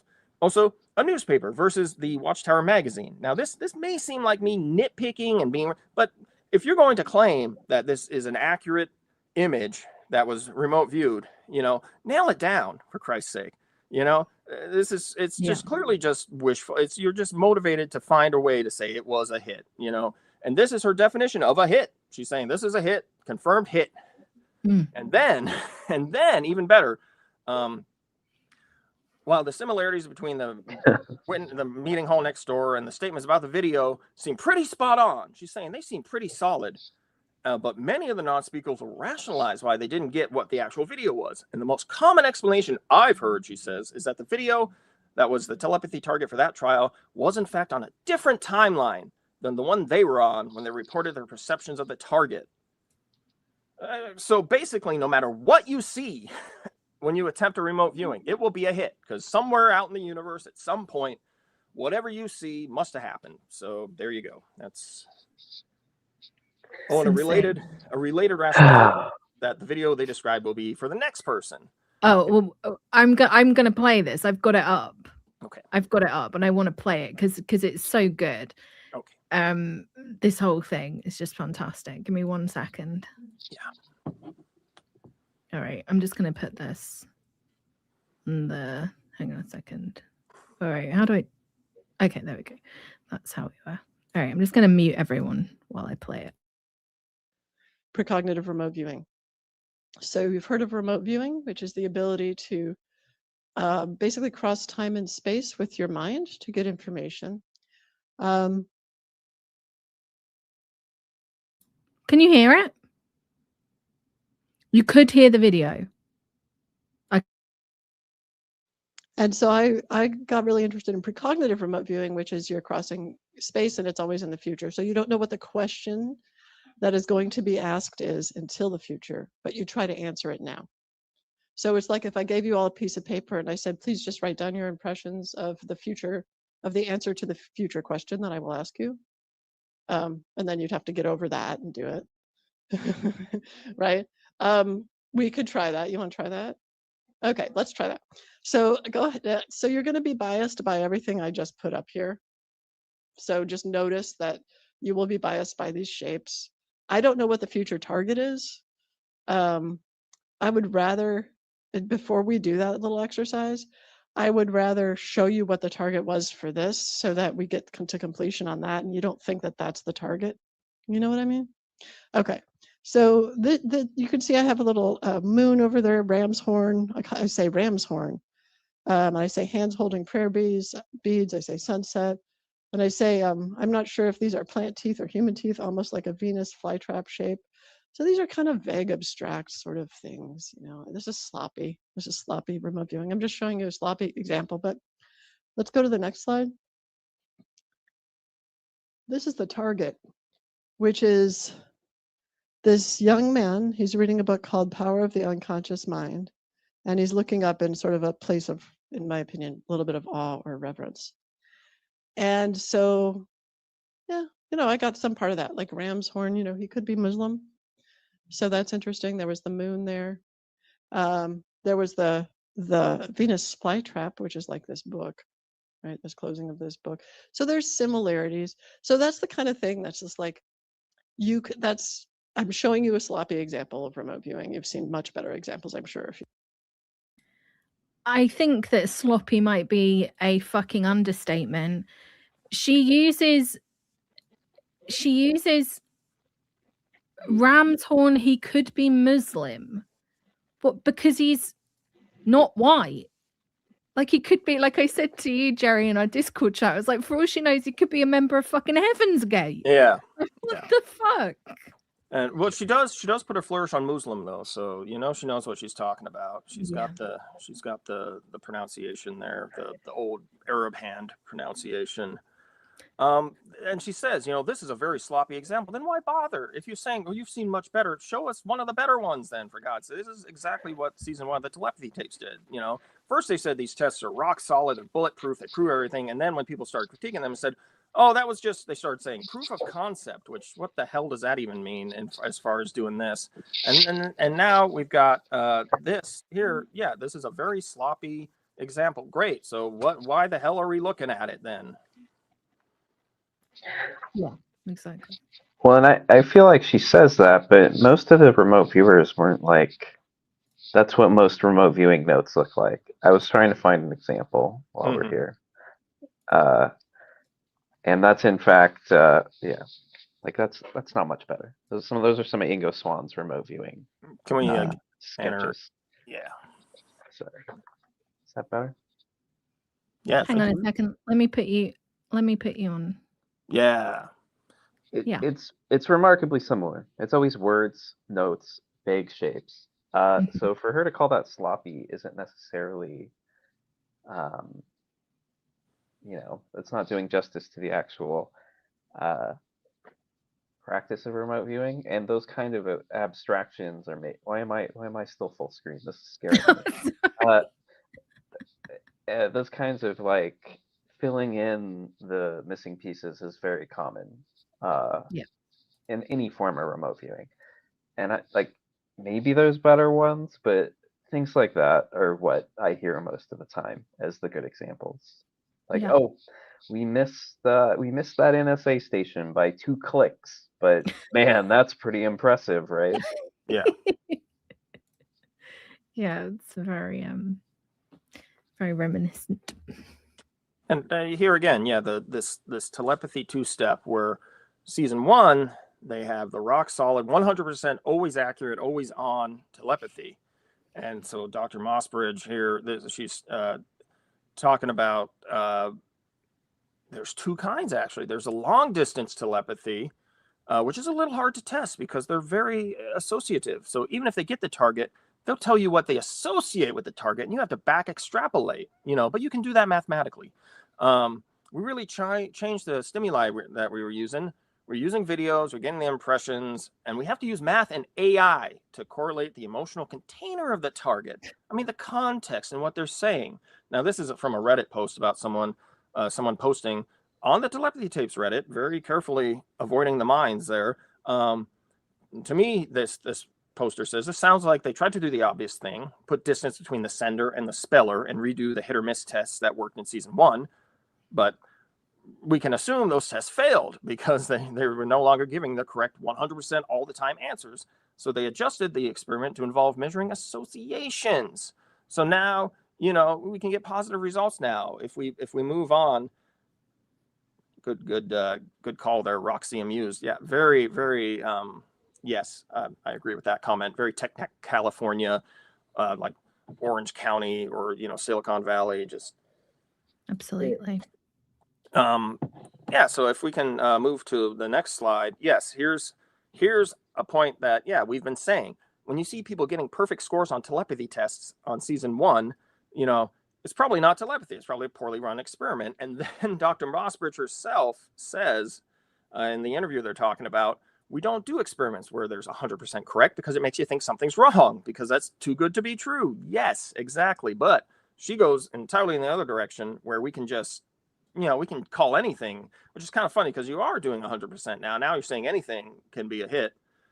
And then this, from the same presentation that Emily played the clip from, later towards the end, she talks about facilitated spelling. And again, what you also posted a clip earlier, or in some context earlier, her claim is that ASHA, the American Speech, Language, and Hearing Association, which sort of puts out these statements saying, we don't approve of facilitated communication or modern forms of facilitated spelling. We don't agree with that. She says, they say it's actually damaging for these students to use a letterboard or keyboard. Now, that right there, I can call that an outright lie. But in the context of what she's saying ASHA says it's damaging to use facilitated spelling where somebody else always has to hold the keyboard or the letterboard. And then she says, this is appalling because all the students she's seen, they're able to communicate beautifully what's going on inside them and things that their communication partner who's standing next to them does not know. She basically says they do the message passing test just fine. They are able to independently communicate their own thoughts. That's what she says. Now, I just included, what ASHA actually says about letterboards and spelling boards. And they say, yes, that is a form of AAC, augmentative and alternative communication. That is a way for people with, no matter what disability they even have, somebody with a communication difficulty to communicate using a keyboard or a letterboard. The issue is always the facilitation. And that's why modern facilitated spelling people try to say it's not facilitated. We just always have to hold the keyboard or the letterboard because of the our definition of apraxia, where the autism condition is actually a locked-in syndrome where your mind is neurotypical, but your body won't cooperate. So if we help you by moving the board around, that helps you spell. There was somebody in the comments of the last one who was like, oh, how can you say that it's all facilitated communication? And he threw up an example of a guy that Chris Packham went to see. And it wasn't even really facilitated communication, because it was a guy who had his like a computer, like a keyboard on a computer, and he was moving his hand by himself. The keyboard wasn't moving, and he was moving his hand by himself, but he'd just require maybe like his parent or someone he felt comfortable with having a hand like on his shoulder, not moving, like perfectly still, just to like ground him, and then he would start just moving by himself. And you could see nobody was like guiding his arm, nobody was moving the thing. And I was like, that's not then facilitated communication. He's doing it himself. That is how they try to frame in season 1. That's how they try to frame Mia's testing, for example. They say, oh, that mother is just grounding her with a light touch of a single finger. And then we see the clip and she's moving her around and, you know, moving her from target to target. There is, and this is deliberate on the part of facilitated spelling proponents, is to muddy the waters and just, you know, make it sound like, oh, they're against spelling. They don't want autistic people communicating at all, is the claim, you know. And it's always, it comes down to the facilitation, and then that's when you have to get the reason we need the facilitation is XYZ, you know, whether or not that stands up or not, that, you know, there's the argument coming out. And then Kai is the telepathy tapes itself. If you just listen to the podcast, you get a terrible picture of what the actual debate is, for better or for worse. Not even just because, well, they don't agree with me on it. So, but even just in terms of, you know, what are the arguments for and against, you know, you get a terrible picture of that, because it's about an emotional investment in the storyline. And then it's some justifications on top of that for, well, don't worry about the facilitated stuff. That's just materialist scientists who hate autistic people. And, you know, the interesting, of course, there are many, many, many, many people with autism talking about this from this angle and saying this is facilitated communication, this is wrong, you know, this is not, and we can see where it goes, where, you know, this facilitated stuff, when you look at the theory versus practice of spelling to communicate, and that's just one brand name, there's also a rapid prompting method, there's other terms, there's many, many different terms that are used. When you look at the theory versus practice, a lot of the theory is that kind of grounding, and that's the whole reason for us holding the board too, is, oh, well, that helps, you know, that helps the person. And then you look at the practice, and it's literally pretty much almost old school FC, where someone's just got someone's hand and is making them point, or just putting the board where they want it to go. Okay, and you can see in video sometimes literally just walking people through, okay, now R the next letter, you know, A the next letter, the gulf between the theory and the practice. And, you know, to be fair, people would say, well, that's not correct spelling to communicate or facilitate spelling, you know, okay, but where is the correct? It's not on the telepathy tapes. Absolutely not. I'm going to play a kind of clip that's very much relevant to what we're talking about. This is, I'm sorry for the jump scare. It's Ross Coulthart. Sorry. But this is a relevant clip. Hopefully I've lined it up at the right time. You paused it at the right exact moment for Ross to look great. This is like some Fox News editing people to look awful stuff. You remember that classic screenshot where they gave the guy the big nose and everything? Emily, you were out to get this guy. I really am. All right, I'm going to meet you and play. Work called ASHA, the American Speech Language Hearing Association. And it's basically saying, is it still the case that they're saying that this spelling, as it's called, is pseudoscience, it's nonsense? They're saying worse than that, actually. They're saying that it can be harmful. And so, how? Yeah, I know. It's really bad. And if there's any way we could change it, that would be fantastic. But they're still saying on their website, you can Google it right now, and in a letter to all their members, etc., they're saying that it's harmful, or that it could be harmful. And that's because of this idea that maybe all you're doing is training someone to just please you, but there's no meaning. You're taking time away from their other learning because there's no meaning in it for them. They're not actually spelling out their thoughts. There's no one inside them. It's just that they're pleasing this other person by pressing a keyboard. it's a horrible, it's unproven. It's harm that has never been proven. And in fact, the more I look at the situation that these students are in when they're with a teacher who knows what they're doing, speech language pathologist, who is actually ASHA certified, who is working with them and has helped them spell for years and years and years now, and to see the growth, I mean, it's phenomenal. One of the things we do is so one of the things that's traditionally done to determine whether there's someone inside there with their own ideas, it's called a message passing test. So it's this test where in front of a non-speaking person, you would put. Yeah, I wanted to cut her off there because we've covered a lot of this ground already. Yeah, so right there, you see another thing they say a lot is that if you have a problem with facilitated spelling, you're saying there's nobody in there. You're saying they're a worthless retard. I'm just gonna fucking say it. I'm gonna say it out loud. That's what you're saying if you have a criticism of the facilitated spelling. Now, note, the actual criticism of facilitated spelling doesn't say, oh, it's because they're a vegetable and they're not a human being and don't deserve actual communication or a way to be themselves. No.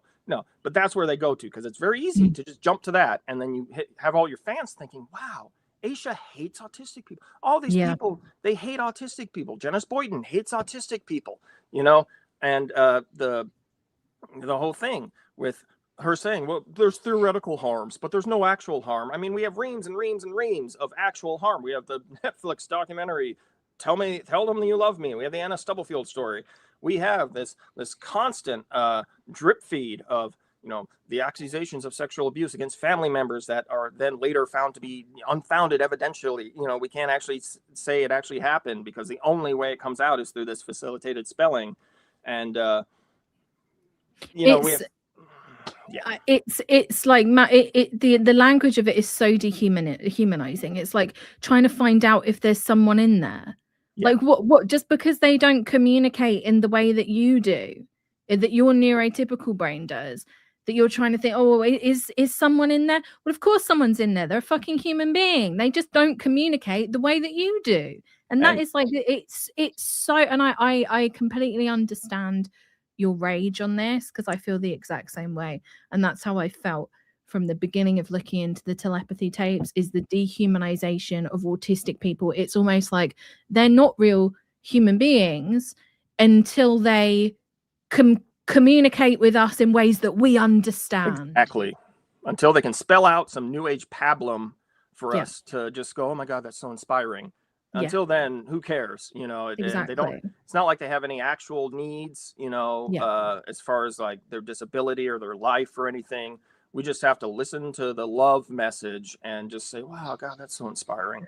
And if they die young, as many disabled people do, remember in season 1, John Paul passed away. He drowned, and the whole framing of it was, well, it was his time to go, and he's on the hill now, and there's this whole thing. Oh my God, there's this whole thing they get into where some people say, well, it caused everyone to take a nap when he drowned. Like he wanted to die, basically. It's like the spiritual thing, like he cast a spell and he made his family fall asleep. And then he drowned himself. This is a serious issue that affects disabled people, dying young, and being subject to abuse, neglect, death by misadventure. And they're treating this example of an accidental drowning, a horrible tragedy. They're treating, oh yeah, no, he's up on the hill now. It's fine. It was meant to happen all along. And they all talk to him on the hill and he's doing great, whether or not you want to try to say, okay, that's coping with, that's someone trying to find meaning in it, okay. But just to cast it that way as this real thing that affects people, and then just to say, it's part of our fucking new age fantasy. It's okay. It's cool. It's something I go online and I feel good about seeing, It's just maddening.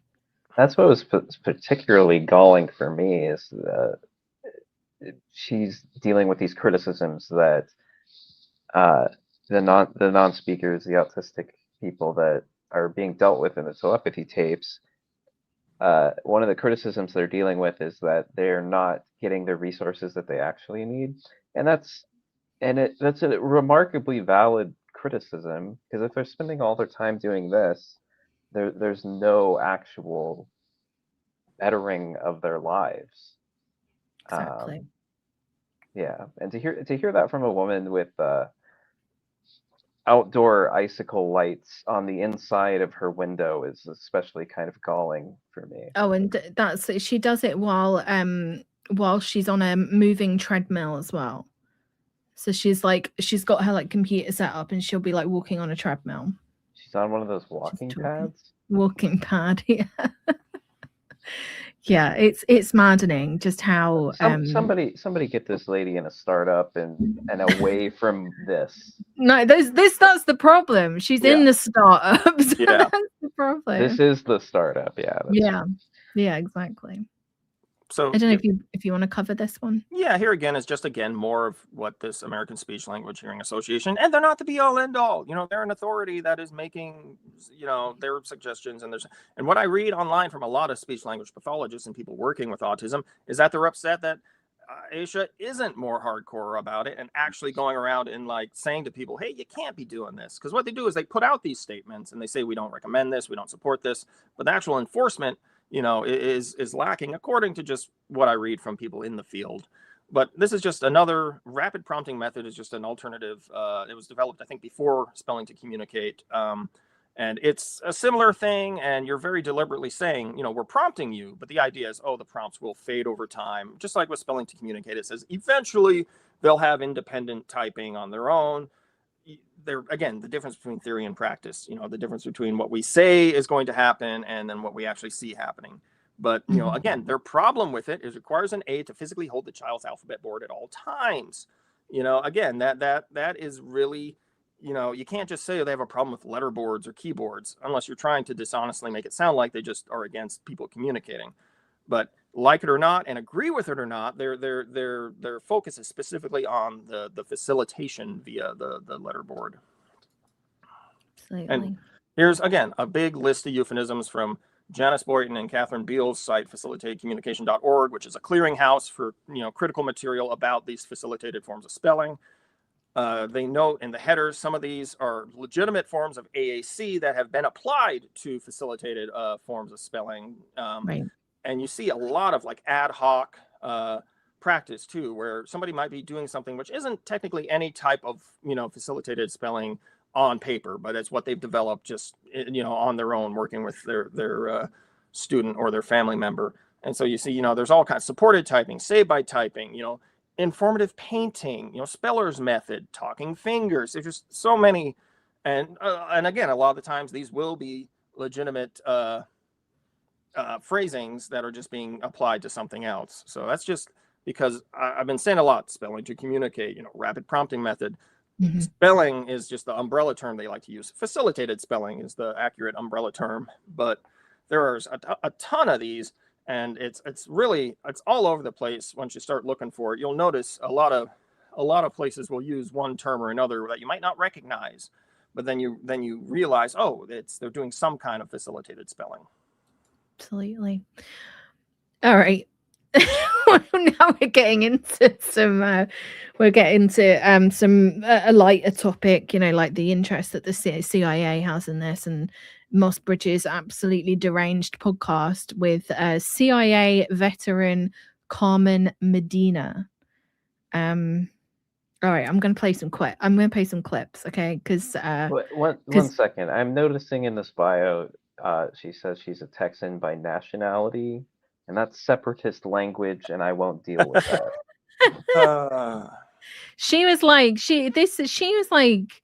how long did she work in the CIA? 30 years. Yeah. 30-year CIA agent. All right. I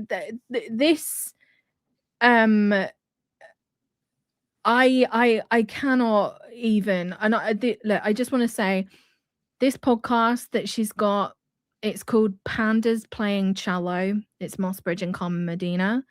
They're two different people. Julie is a scientist trained in cognitive neuroscience, and Carmen's a retired CIA senior executive who wants to make change. They've got lots of episodes of this podcast. Give them a sub. Like the what? Friends of the show. Friends of the show. Pandas Playing Cello. It's so bad, as you're going to see from some of these clips. Right, bear with me.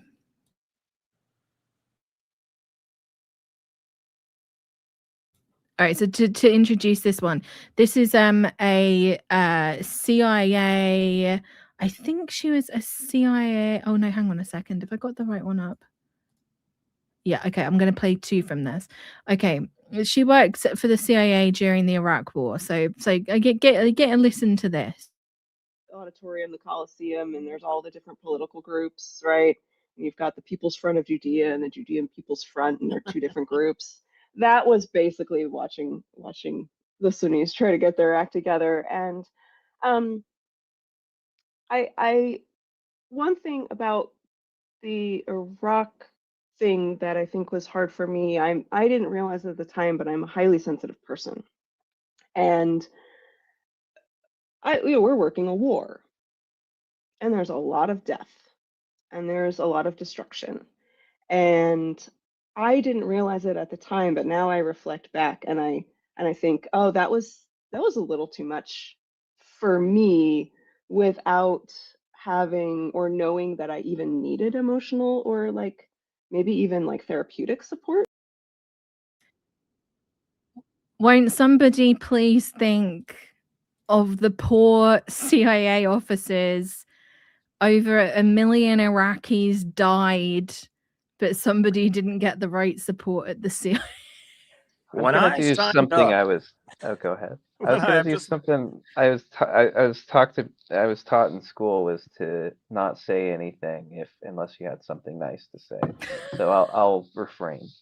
I was just going to riff and say, when I signed up for the CIA, I had no idea it would involve killing people. Yeah. I mean, it's madness. It's like, sorry, nobody's got a gun to your head and making you work for the CIA during the 2003 Iraq invasion.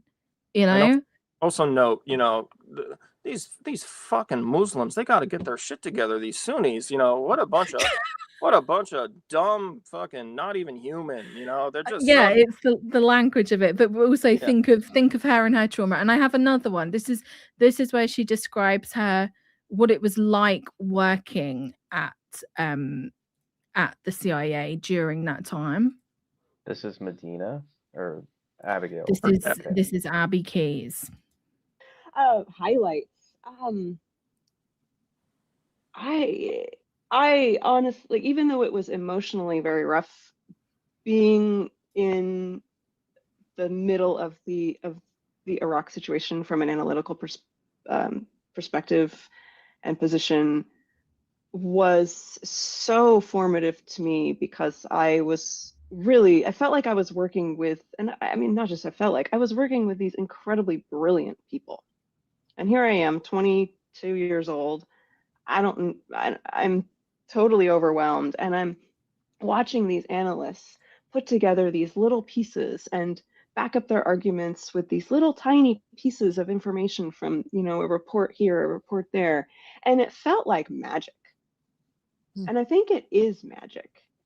And what we're gonna call it, intuition or whatever, but it felt like watching magic.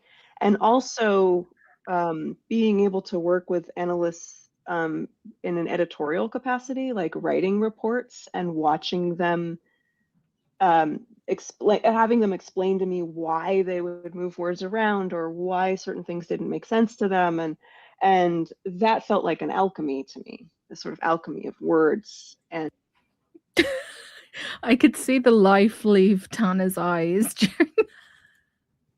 Well, I would say it is magic. It's black magic, the black magic of capital accumulation and colonialism that has pockmarked the entire world. Absolutely. And although I also watched State of Siege last night, so maybe I'm not in the best mood regarding the CIA. No, you're in the right mood. That's the right mood to be in. I got another one. Okay, this one is from a retired, I think he's FBI agent that they had on their show. Some of it's like frustration around the job market in the Washington, D.C. area. Some of this frustration around government contracting right now, so on and so forth. So, yeah, it's hard when you have kind of not that many versions of yourself to draw upon, and so that's where I think this Akashic record exploration can be very helpful, because you know, presumably your focus is on the different paths that your life could take or has taken. Yes, essentially. Yeah, it picks up on what the rational mind cannot see. And it's like the musical notes or the treasures in between your rational thoughts. I mean, it's just lunacy. Obviously, Akashic Records comes from Elena Blavatsky. She's literally the origin of this idea of this Akashic Hall of Records that has everything, all of humanity's history and all of your lifetime's history, and you can use your psychic abilities to tap into it at will. Do you have any good reference material on Helena Blavatsky? Not on this channel, no. Absolutely not. But like, that just gives you an idea of the kind of podcast that this is.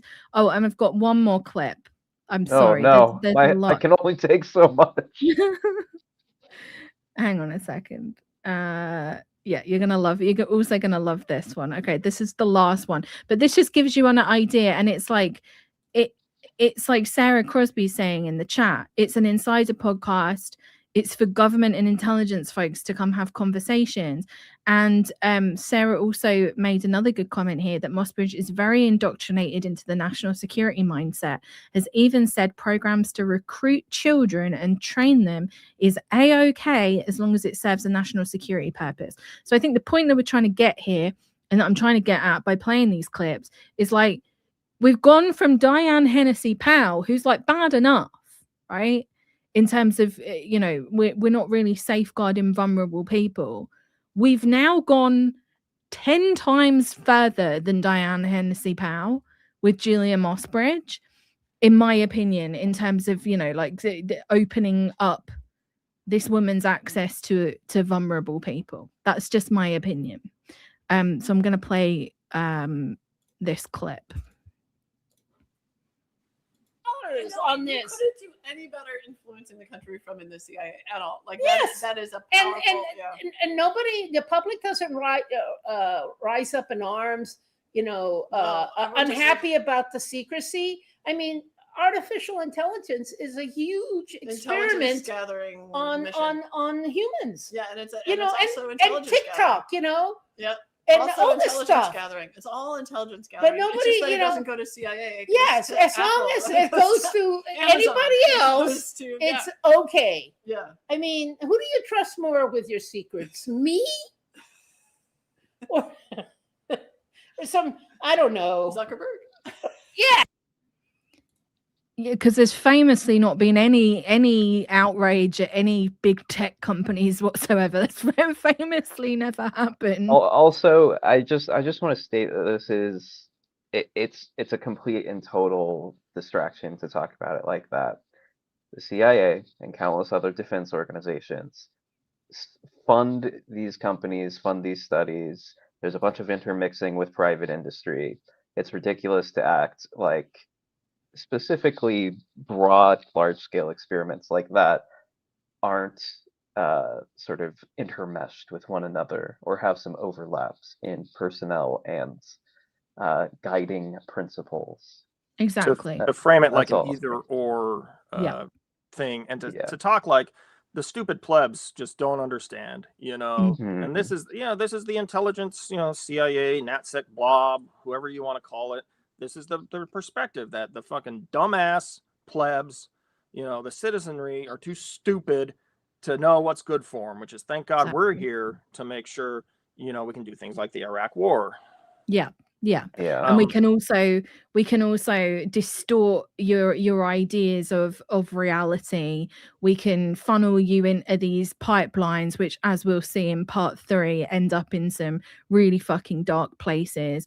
We can poo-poo the idea that there's any sort of shared material reality in which we can strive to not only protect disabled people and also give them the tools that they need materially to not just survive but thrive in this world. But that's all just, you're just a materialist, because they all gather on the hill, they're all happy inside them. Like it's just I'm so sorry, I'm getting angry. You think they're talking about Capitol Hill? Yeah, maybe. Yeah. Quite possibly. Part 3, they're also talking about Golgotha. So oh God. But no, and again, this idea that the plebs don't know what's best for them.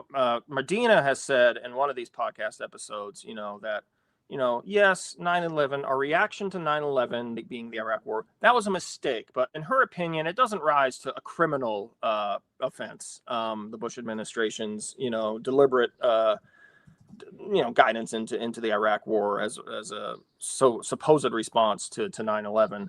And she likes to sarcastically say, all people just think all we do at the CIA is kill people. And, I want to say, I know that's not all you guys do. And I know it's not just the CIA. I know you're responsible for, the drug trafficking, the human trafficking, the sex trafficking, sabotaging other nations' infrastructure, the biological warfare. I know you're responsible for eviscerating millions of people around the world. Just so, Dick Cheney, so his fucking stock share, his stuff could go up. I know that. You don't got to tell me that. Some of us pay attention. It's very funny to say that it doesn't rise to criminal when, The Hague would tend to disagree if they could ever be prosecuted, but they can't, because that's not how the game's played. No, it's not. As we know now, the idea of there being any sort of international order where you have to, not do war crimes or not commit genocide, that's all gone now, right? So you can just say, like, Iraq was nothing. There's no crimes committed there, just like there's probably no crimes being committed in Iran. 165 schoolgirls or however many there were butchered and murdered, but it doesn't matter anymore, I guess. How many people massacred and got? I'm sorry, I'm just ranting, but it's just this attitude is just repulsive, and it's anti-human. And it cycles itself, because we have people saying, okay, sure, whatever, Iraq was a mistake. Can we just get over it? Can we just move on to the next one, please? Yeah. Let us have this one, Exactly. This slide is just me being very petty, and just quoting Carmen Medina about how she looks at women creators on YouTube. She said, they're doing fashion or beauty or cooking, but you don't get too many women on YouTube discussing, serious issues such as we hope to discuss here on Pandas Playing Cello. She says, I don't think anyone's ever set out to discuss the intersection of national security and precognition. This is just a very loaded quotation that I've. Well, as long as it's a woman covering national security and precognition, we're good. We're good to roll. And there's no other women creators on YouTube who even have any serious content. It's all these dumb bitches doing beauty. I can't think of a single one, actually. Yeah, no, there's none. No. Yeah. It's very much giving the meme of the couple watching drone bombs coming down, and they say to each other, I hear the next one's going to be dropped by a woman. Yeah. It's also very funny to read that. I was trying to point out that it's very funny to hear that quote on a YouTube channel run by a woman who's interested in the fringe and all of these sort of topics.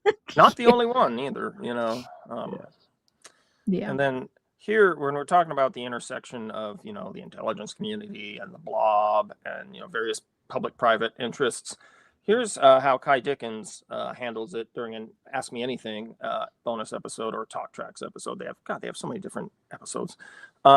And to be honest, she says, some of the scientists we've interviewed have told me they've advised or consulted or worked for, at one time or another, a different government agency. But as far as the work we're doing, we've been really trying to focus on storytelling rather than these more institutional or operational applications. Now, this is important because a big thing from fans of the series has been worrying about psyops, worrying about the Stranger Things, Montauk, narrativization, the operational capacity of this. Tripping over my words here. No, you're doing fine. Fans have been worried about this, like, who are, people, whether or not you believe that, any of the abilities are real, still, government interests, private interests, Jeffrey Epstein are looking into this stuff. So how do we make sure that, people are protected, especially young, vulnerable people, especially when Gino Yu is emailing Jeffrey Epstein about his stage 3 girl who was sexually abused as a child and now she has special abilities, or when David Hansen is talking about really fucking sexy robot bodies with the mind of a child. And so this is her answer, is just to say, oh, we're not really even about that. This is also, but she also has said, of course she said, well, the CIA came sniffing around, but I warned the families and I scared them off. And this is while Mossbridge is their science point. This is while someone who is, a cat's paw for intelligence is directly in charge of how they're experimenting on these children. I just want to point out here that Kai kind of gives the game away with this quote. As far as the work we're doing, at least thus far, has been really trying to focus on storytelling. Well, that's just it, isn't it? Yeah. I would also, I was going to push back. Like, storytelling has operational application. Yeah. Yes, absolutely. Does she know what a psyop is? Yeah. Exactly. Yeah, of course she does. And it's this like narrative, building this narrative that she's so focused on doing. And that she arguably does very well, because that was the reason that the first season of this podcast really took off, is because she does have storytelling skills, but she's not telling the real story. And this happens constantly. It's like the like, and again, it's like the prevalence of like AI and all this shit to like warp your perception of what reality actually is. And it's like this real thing, but it's like, oh no, we're just gonna like we'll craft it, we'll tell. It's like, why can't you just tell the real story? What's so fucking difficult about telling the real story? Well, it'd be boring. Well, I don't think so, but it wouldn't be. It wouldn't be serving. We're telling the real story, and I don't think it's boring. Telepathy Tapes truth. True. Let's get Ian Carroll on. Let's spice things up. Yeah, get Ian Carroll as a correspondent. So this is Julia Mossbridge. Thus far, the only statement I've seen her make about the whole Epstein situation has not been to comment specifically on any of the people she was working with who ended up being, neck deep in Epstein's filth. But she posted this to LinkedIn, and she frames it, note to those who think it was about sex. It wasn't. It was about wanting to erase the power that women hold, which to me, okay, you can definitely argue with that. Powers, sexual, cognitive, and moral, that apparently intimidated the most powerful men in the world. And so now I wonder, how many more years of cognitive science and AI and consciousness would be advanced if women had been, were allowed to actually be equal partners. Because one thing in the Epstein emails, he literally says to Mossbridge points this out. A guy, John Brockman, Epstein says to him, why the hell are you including women in your conference? That's a waste of time, because he's a misogynist, rapist, abuser. So, Mossbridge is saying, how far along would we be if women were on equal footing and able to actually, be treated as, equal minds? So her solution is to organize a women's consciousness conference and reach out to Melinda Gates for funding. So this is very, at times it seems like Mossbridge is kind of out there, kind of lost in the sauce. Sometimes it seems like, oh, she's operating. She's really got her eye on the ball here. Epstein emails were exposed. There's a bunch of shit. Oh, that's fine. I'm the one. I'm going to take this and I'm going to run with it. I was working with Ben Goertzel and Gino Yu and David Hansen, on Sophia, the Fuckbot 3000. Oh, no, we're not going to even talk about that. We're going to go straight to making it this debate about, women's rights and misogyny. It's reminding me of Eric Weinstein's response to Epstein releases, which was that Epstein was spying on me and, the Harvard math department because he wanted my secrets, or, some bullshit like that. And Weinstein himself is on the board of John Brockman's Edge Foundation. Yeah.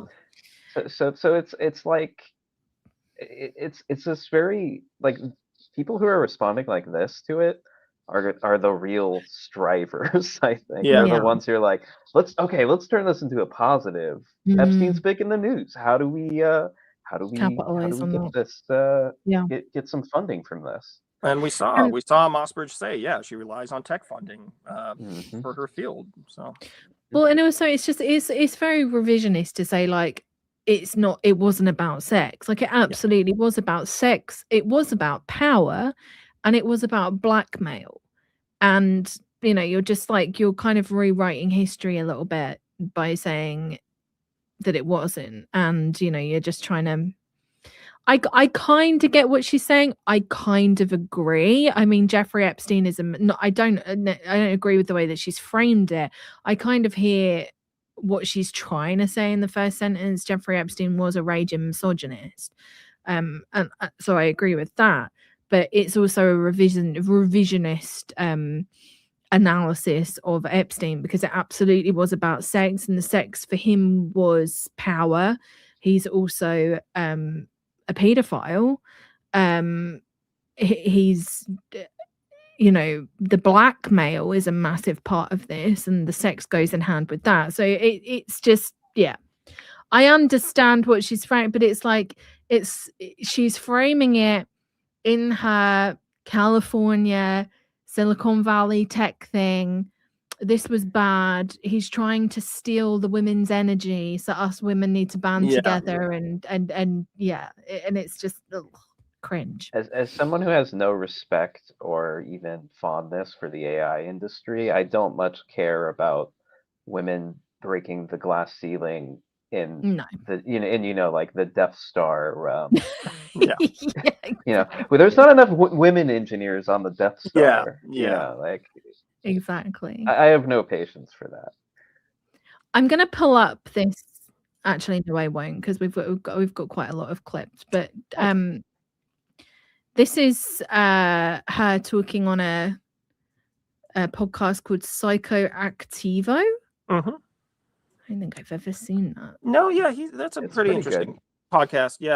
Pavel Abara, he's blocked me because I'm, again, always rude to people online, but he's an interesting host who I think seriously considers things.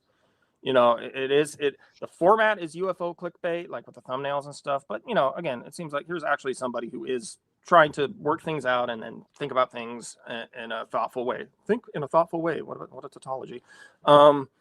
But so she's been on his podcast, and this is Mossbridge talking about, a pre-crime CIA for peace, because the little background to this, she trademarked the Future Intelligence Agency because AI spit it out at her one day when she was looking up herself on AI. She said, ChatGPT, tell me about Julia Mossbridge. And out of all the things that were actually on her resume, it also said she is the founder of the Future Intelligence Agency.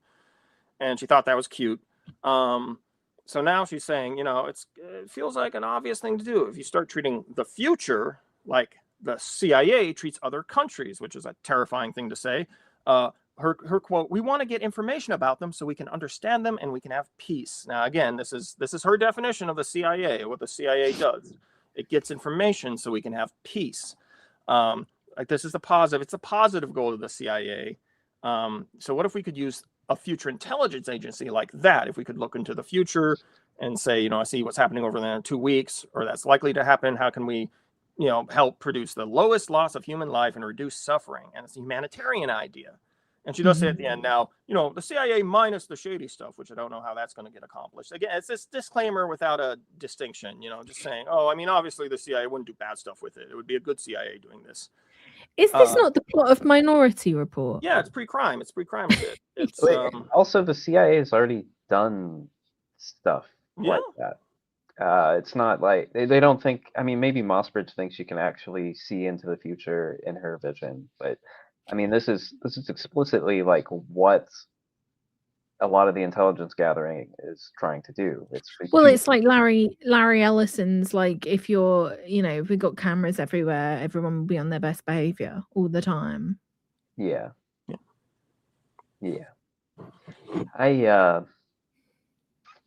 CIA minus the shady stuff. That's just that's the IRS. That's what you're describing, right?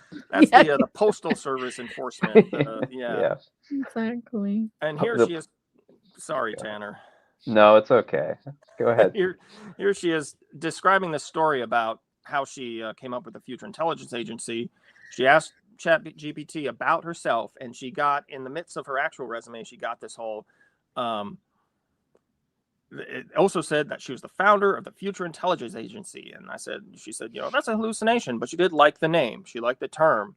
And then a year later, she's invited to a conference called the Future of AI Mind and Society, and at Florida Atlantic University.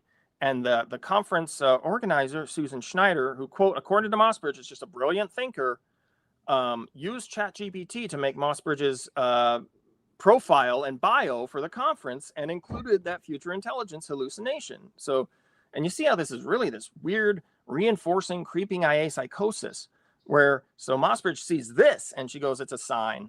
ChatGPT is telling me I need to trademark this term. I need to hold on to it and maybe use it for something.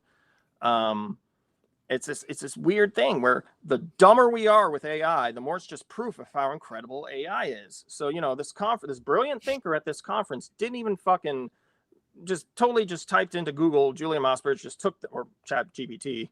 Well, that's even worse, actually. It's not just that she Googled her and just used the AI summary. She literally asked ChatGPT, write me a bio for everybody at the conference, and then just didn't even fucking fact check it either. Just threw it up. And then Mossbridge takes this as a sign. So I despair, and it's just so, it's not only so pervasive, but I just get baffled every time that people are like, oh my God, this is so brilliant. I'm like, it's not. It hallucinates stuff. It will spit out stuff that's total garbage. It's not real, as in this case. And it's also like they had that study that came out this week. I sent it to Tanner. I said I could have fucking told you this in 5 minutes. Didn't need a bloody Stanford University study to tell you it. But about how AI is just a hive mind. It says the same thing to everybody. It's all the same language. It's the language of corporate Silicon Valley tech speak, self-help bullshit. It's like you fucking talks in threes. It's like, it's not this, it's this. Yeah. Step into your power. It's all that. And I am continually baffled. There's like, and I've said this before, there's some positive uses of AI, absolutely. I think that there probably are, not in our current, like the way that we are currently, but if we were any sort of like fucking functioning normal society, there would be a lot of benefits for AI, right? To do things faster. But the idea of giving up your fucking cognitive thinking skills, what it means to be human, your creativity, everything, to a fucking machine that people have told you is smart. It's not smart. It just scraped everything that humans do. And then when I'm like, do people not see this? The more that we rely on it, the more it's going to regurgitate itself. You don't have any creative thinking anymore. I'm sorry, I'm ranting again. No, you're fine. Weird. I mean, I can remember us talking about that on Gnome Chat, or I may not have even been Gnome Chat. It was just like a group phone call, like over a year ago, and we basically said we can tell this is degrading people's abilities to think in real time. Like, we're seeing it happen to friends and family, things like that. Yeah. But anyway. Absolutely. Yeah, it's like Jeff says, every time I try and discuss with an LLM a topic I'm actually knowledgeable in, it's easy to see how wrong it is about stuff, which makes me sad for the people who trust what AI. Exactly. So it's like, just imagine how many people are like using it on a day-to-day basis. Like, I don't even want to think about it. It's horrible. It's horrible. All right. Is this the same thing? Yes. This is Mossbridge just saying, clearly ChatGPT thinks I'm doing it. So maybe I will, maybe I won't. ChatGPT is betting on it. Can I say that ChatGPT is betting on it? And I'm not so sure, so she's saying, okay, maybe not, but what if, and it's a great name for what she's been wanting to do for a long part of her life. Does it smell like breakfast in here? Because that seems like some waffling. It's also like, it also baffles my mind. It's like, how can your whole thing be like loving AI? Oh, we have a lovely, peaceful robot. Oh, I just want like peace and harmony with the world. I'm so in touch with my spiritual side. And it's like, you're using fucking ChatGPT. It's currently being deployed in a fucking war zone. That's probably responsible for people like the people in the army who are using it to pick out their targets and are probably just fucking annihilating civilians because they're using it. I mean, not that they didn't do that beforehand, but sorry, you have to admit it is pretty funny though to have that like love and light thing, and like AI is going to teach us how to transcend, and then like we go a few slides later and it's like, I'm starting Minority Report. It has told me that I'm destined to do this. It's I mean, that's sort of that's in a nutshell kind of like what we've been trying to say this stream. Exactly. And this is from the fantastic article by Esoterico, which I will link in the description.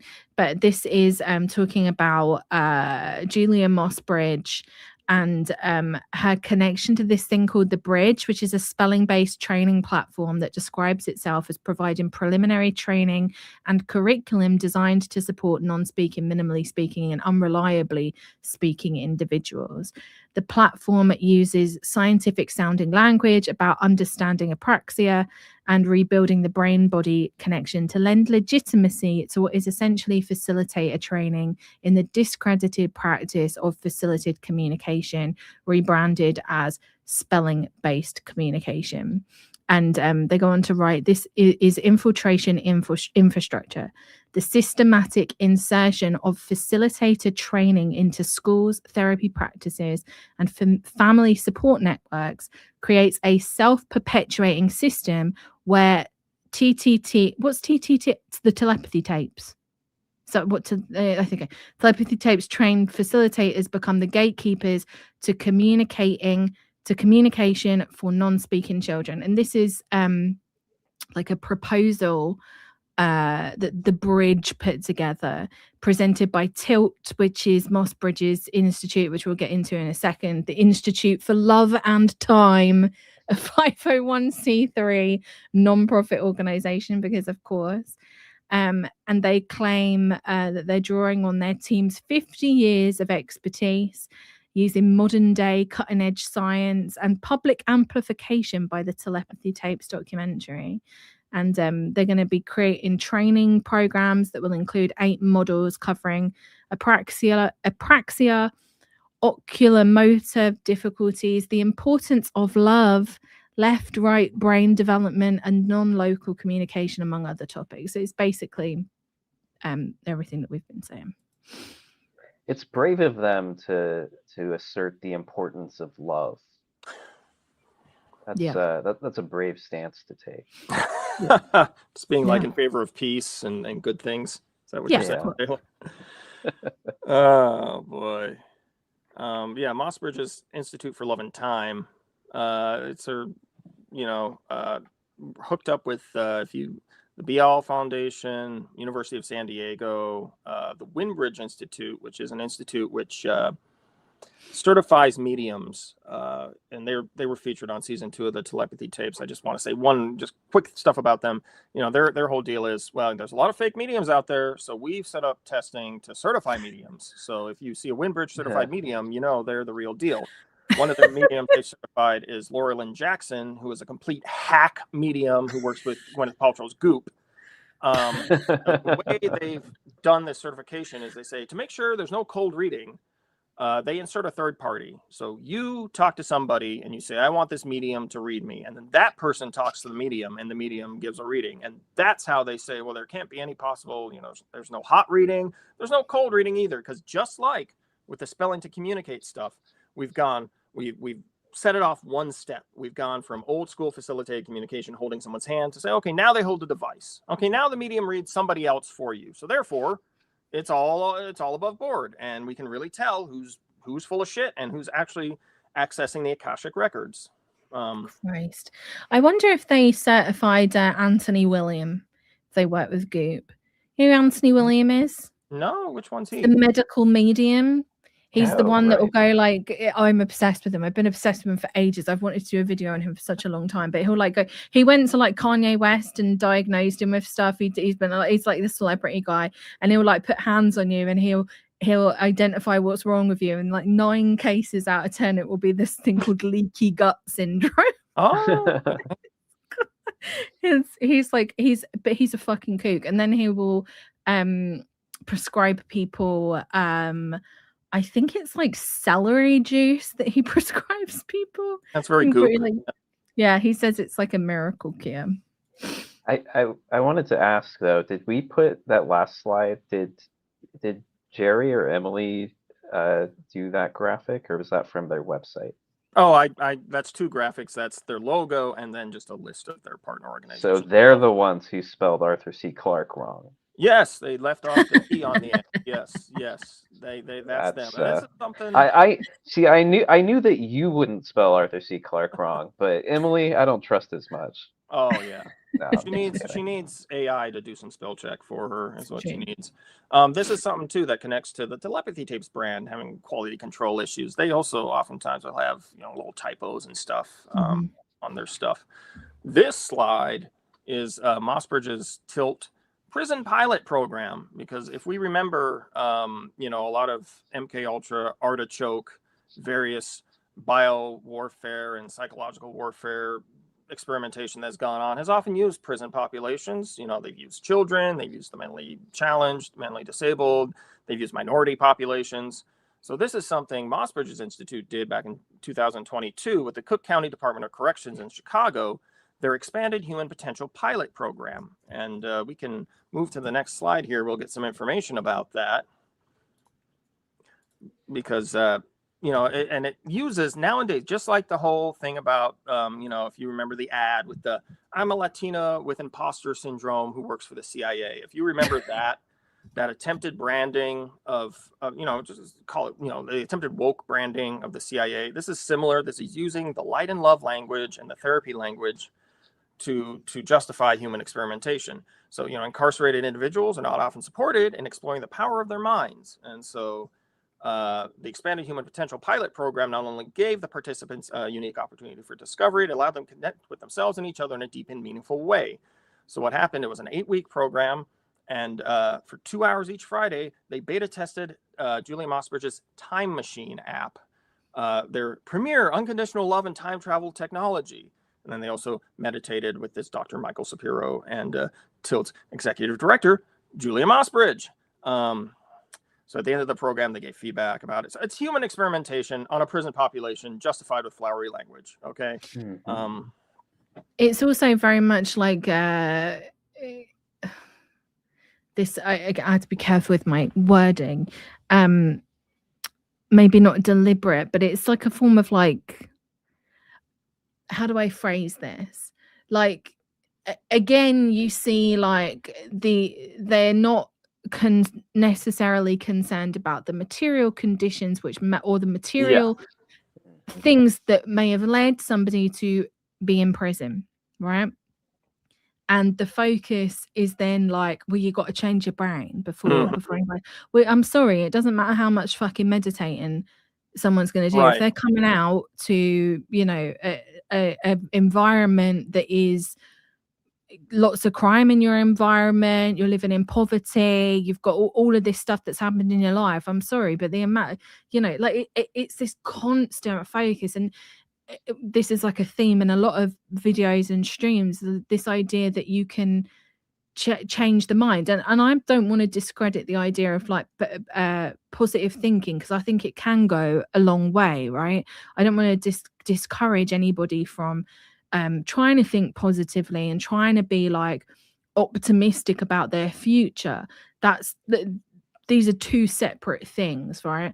My problem is that people in prison should be given real tools to help rehabilitate them, so that when they come out of prison, they can actually build a life, right? You can't do it in all cases. There are some people that may be irredeemable, right? I'm talking about sex offenders, vicious criminals, that kind of thing. But a lot of people can, if they're given the right support, can build very successful lives. It's not doing anything material. And like the positive thinking is great. You know, it's good to get people to try and be, you know, positive, but it doesn't mean fuck all if you get out of prison and there's nothing there for you. I mean, it might be doing something material, kind of like how the proliferation of Bill Cooper's Behold the Pale Horse in prison has had material effects. But, yeah. You're right. It's, I don't know. Well, it's The Secret. It's the, you know, the power of pod. You know, it's all that new age stuff about creating your own reality with just your vibes. Exactly. And you know, these people, these investors, the fucking billionaires, they've got more than enough money to be able to fund real projects that could actually make a massive material difference to somebody's life. A huge material difference, much more than any fucking positive thinking ever would. Yeah. Sorry, ranting. No, it's fine. Yeah, that's fine. We're here for it. Weird rants with Emily Louise. You need some air horns and some sound effects too. Here's the Time Machine app, which is, you know, a progressive, non-addictive web app that can support you in connecting with and forgiving and loving your internal representations of your past, present, and future selves. There you have it. That's the Time Machine app. Good Lord. And you can bring it to your community. So it was generously funded with a multi-year grant of, you know, $500,000 by the Robert Wood Johnson Foundation. And so think of the difference. Sorry to interrupt you, Joe, but think of the difference £500,000 could make to so many people. I mean, just put that into prison libraries, and I feel like you'd have like, you literally know, people able to like, because I feel like that's something we see a lot, is like people working on their own defense. Yes. Because they don't have any other means to, you know, defend, but like giving them that kind of knowledge and you know, ability to learn whatever they want. Exactly. Instead trying to do less like weird psychology thing. Like I don't know. It not only does it not really acknowledge like why people are in prison, it's trying to go around it.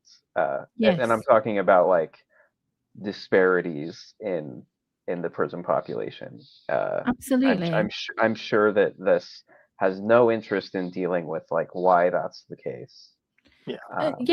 Absolutely. They don't care. And like you said, like that amount of money could go to funding different prison programs, teaching people skills, job programs, so that when people get out of prison, they've got like secure employment, because that is a huge thing. Secure employment once you've left prison, it's going to be very difficult for people, right? And obviously you want to help rehabilitate people so that they can, you know, not go back to prison, so that they don't commit crimes again. Like surely that's what they should be, you know, funding people to learn different skills. But no, we're gonna have a fucking new age self-help app instead. Yeah, and I wanna point out some of our current pro bono partners include, down at the bottom of the list, addiction support groups. Now again, go back to the old human experimentation by the government, which never ended. But if you go back to the classic stuff, you know, you know, and some of the most popularized MK Ultra stuff is the drug stuff. Ooh, they gave people LSD, or, you know, they worked with people who were drug addicts, you know. And that's kind of, people talk about how that's kind of the limited hangout, or at least that's like the, you know, the PR version. Oh, it's just wacky drug stuff, and then you have all the other stuff too. But point being, addiction support groups, that's a huge vector for human experimentation, a population that you can just, do whatever the fuck you want to. Yeah. Yeah. Absolutely. Yeah. And like Jeff says, sounds like a way to just make people feel happy about being in prison. A more place-lated, docile prisoner is good for a prison. Absolutely. That's exactly what's going on. Well, here's me. Here's a little here's a little masturbatory session here with the screen cap of my own tweet about back in the day. Again, this, yes, Roy, good for the profit of private prisons. Because, all you have to do is, you have this program, and then you say, oh, we don't need the other stuff. They got the right mindset. Yeah. And yes, and that second comment, again, it's not positive to be experimenting on people. Boo Boo's Roo says, they don't believe they're just doing positive, it's so all this screen cap is saying is, yes, back in the day, you could experiment on vulnerable populations of people. Now you just have to, put some flowery language on it, and you can still do it. We're just saying now it's for their own good, which is what we said back then. We said it's for everybody's good to feed mentally retarded children radioactive oatmeal. Look that one up. And so again, here's a donor list of just some of the money that's going into this. If anybody watching has any particular bugbears, any names or organizations they like to track, here you go. Tanner, you had one on this list, didn't you? Oh, did I? Well, this is more for you because I noticed Joshua Lingfelder's on here, and he's the founder of Randonautica, which you had done the video on Randonautica and Detective Randonauts. Is that his name? Yes. Yeah. It's just interesting because I think Randonautica is also kind of based on the Princeton Engineering Anomalies Research Lab, which basically it's very like intention-based things can change your reality. And obviously you could see how that might be deemed helpful to a private prison that doesn't want to put resources into actually making it better. You can just say it's up to the prisoners to make it better.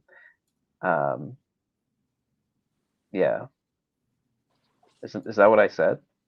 Did I say pair? I don't know. I did. I said Princeton Engineering Anomalies Research Lab. Yeah. Jeff is providing the acronym. Okay. I thought Emily was pulling this up to say you're talking about pair. Yeah.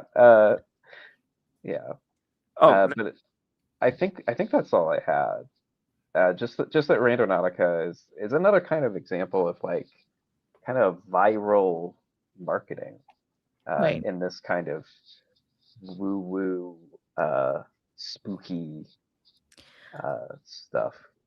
I'd like to know what evolutionary tarot is. Oh yeah. That's my organization. That's right. Now, this is another me just kind of being a dick. On Tilt's website, they have submenus. One of them is for supporting non-speakers, which obviously is probably supposed to link to their Bridge Foundation or something to do with the Telepathy Tapes, but they haven't got it set up at the moment, so it just says no results found. Which I said, thank God. Okay. All right. Who's this? This is Marina Weiler, who is another researcher connected with the Telepathy Tapes documentary and season 2. And she's just another person involved who is also talking about how we need to explore consciousness and non-local mind and, all of these sort of ESP paranormal subjects. We need to explore them scientifically. And so we're gonna just do a little side quest here into what she's all about. That acronym makes me think WTF, Jesus here. That podcast she was on there and yeah. Is that what it is? Like WWJD. What would Jesus do? Well, WTF, Jesus here. What would Dean Radin do? Here's just a picture for just the again the these people, you know, they're working in the same field. They know each other. So, you know, here's Dean Radin. Here's Diane Hennessy Powell, Julia Mossbridge. Yeah. You know, also Marina Weiler's co-writer, Marjorie Wollicott, who's also involved with ions and stuff. She's relevant because Weiler and Wollicott wrote a little paper that the Telepathy Tapes pushed on social media as, you know, an excellent read for people about the science of facilitated communication, how it's actually, it's, you know, we're finding scientific backing for it is what they claim. Mm-hmm. And then here's Marina Weiler talking about on a podcast she was on about how critics of the Telepathy Tapes don't know what they're talking about, because she asked Kai Dickens, how many of your participants are using facilitated communication? And Kai Dickens said 0. But they do use spelling to communicate, which is different. But some of them are completely independently typing. So there's no influence. There's no sensory leakage. But it's very interesting that people go back to the controversies associated with facilitated communication in the 90s to dismiss the entire podcast. This is interesting. Yes, there is no influence. There's no sensory leakage. This is interesting to me because, you know, here's somebody saying we need to scientifically investigate this stuff. Did she actually watch the test clips from season 1? Did Marina Weiler actually sit down and watch the test clips from season 1 of the Telepathy Tapes that claim to prove with bulletproof, you know, protocols that telepathy was happening? Or did she just literally just call up Kai and go, "Hey, is it all good?" And Kai said, "Oh, yeah, great." I think the latter. Yeah. It's incredible to me that this is what they're building this research on, is just, you know, and it's in a way that their audience doesn't know any better. They're deliberately kind of gatekeeping from the audience, you know, what's actually going on. It's wild. Here's their paper, Rethinking Communication and Consciousness: Lessons from the Telepathy Tapes, that Weiler and Marjorie Wollicott put out, and the Telepathy Tapes was boosting it on social media, saying this is a great paper. So the thing about this paper, which is very interesting, is that somebody on Twitter pointed out that, if we can jump around on slides here, yes, there's the Telepathy Tapes promoting it. Do you find yourself able to balance healthy skepticism with open-mindedness? Yes, I struggle. I think all three of us are pretty good at that. Yeah, I'm a crank. Here's me, this person on Twitter, this Alt B random string of numbers person, who is a real human being. I know that's a classic Twitter bot name, but they pointed out that the paper cites another paper claiming, you know, saying this paper provides positive evidence that FC works. Now, the paper they cited is actually an anti-FC paper that says there is no evidence. Here's the paper that the Marina Weiler and Marjorie Wollicott cite. It's called Interrogating Neurotypical Bias and Facilitated Communication, etc. And they cite this as saying, you know, there is proof, there's scientific evidence coming out supporting facilitated communication. There's their citation. Now, here's the funny thing. Yeah, here's the citation as it appears. Schlosser and Prebu, 2024, and it appears in their, you know, the bibliography there. If you actually even just read the abstract of this paper, if we can get the paper title, the abstract of the paper says that this is not a pro-FC paper. This is a paper arguing that FC has no evidentiary, there's no evidence. And they're arguing that through the neurotypical bias and the humanistic lens. So they're saying, you know, it has no evidence and it's argued for because of neurotypical bias, which is what you were saying earlier, Emily, this whole idea that people have to communicate the way we want them to communicate or think they should communicate. And that's why we're going to do facilitated communication with them. So this to me, this is you just read the abstract and it tells you what the perspective is. This to me, these are two scientists who are writing what is supposed to be a serious work, and they're acting like college freshmen. The paper's due tomorrow. You got to fill out your bibliography. You're just going to grab something based on the title and throw it in there. You know, I guarantee they looked at the title and thought, that sounds like something that's on our side. Talking about neurotypical bias and humanistic lens. It must support us. They didn't look at the authors, because Schlosser and they both, I believe, have prior, you know, work on facilitated communication arguing against it. This is just, it's insane. Where's the quality control here? There is no. Well, At least they cited Rupert Sheldrake. Oh yeah, that's. And then this is an open letter to Aisha that Weiler, Wollicott, Mossbridge, Diane Hennessy Powell, and others have signed, talking about, that they believe different forms of facilitated spelling work and should be supported, and specifically from their telepathy perspective. And what they say in this letter right here, malpractice and abuse occur in every field, including within ASHA-supported environments, meaning, including general speech-language pathology and AAC. So they say it is reasonable to assume such abuse is much less likely with training methods like rapid prompting method and spelling to communicate that are geared towards autonomy and developing independence. So they're saying it's actually, we don't have a problem with abuse. You got a problem with abuse. We don't have to worry about it because our whole thing is, we're good. It's this weird wishful thinking. And it's really interesting. They don't get into, the specifics of the abuse, whether it's something like, Anna Stubblefield, or whether it's like, families dealing with things being facilitated that may not be backed up. But they're just going to say, well, actually, it's not a problem for us because we have it right. We say it right here. Our stuff is for good things only. It's and signed by all of them. Yeah. This is funny. This one I like. This is the Telepathy Tapes, the tail end of their season 1. They finished season 1 with episode 10, and then they had some more episodes kind of retrospectively looking back at it. And this was the skeptic who couldn't debunk the telepathy tapes. This person, Becca Kramer, former nuclear engineer, exploring where science meets mystery. And her whole shtick was, of course, this is, Tanner, you're familiar with this, with the maybe fiction stuff, the idea, with religious stories too. It's always, I was an atheist, or, I was a skeptic and I didn't believe, but then I saw a ghost and I believe now. She's a nuclear engineer. Her expertise is not in this field at all. Oh, yeah. And that's funny too, because a lot of the time the podcast will talk about the establishment and all these credentialed people don't want it to happen. They'll also lean on credentialism when, they think it supports anything they're doing. That's a simple charge of hypocrisy, which isn't worth much, but I'm making it.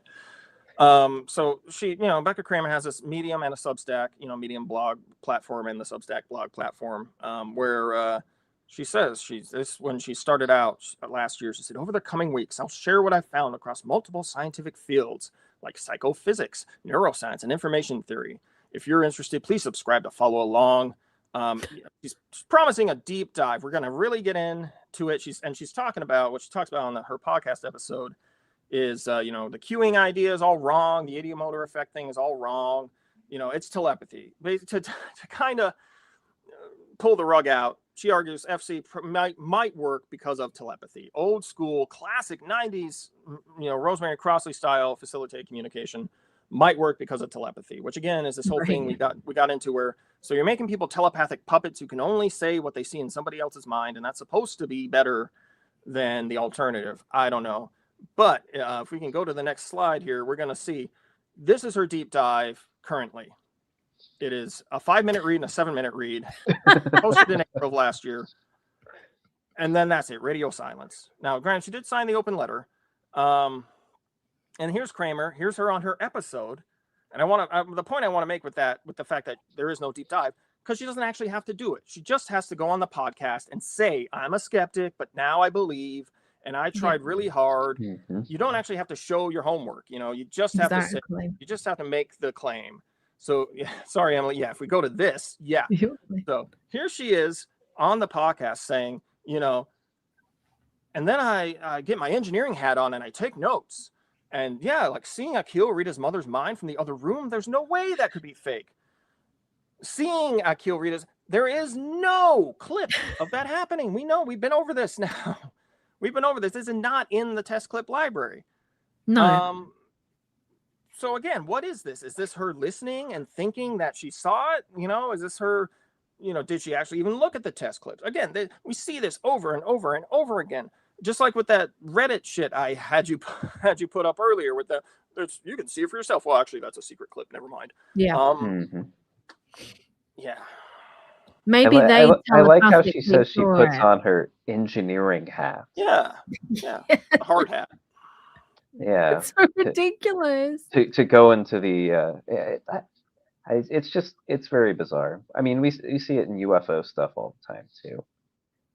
To lean on credentials that aren't actually reflective of the subject matter at hand.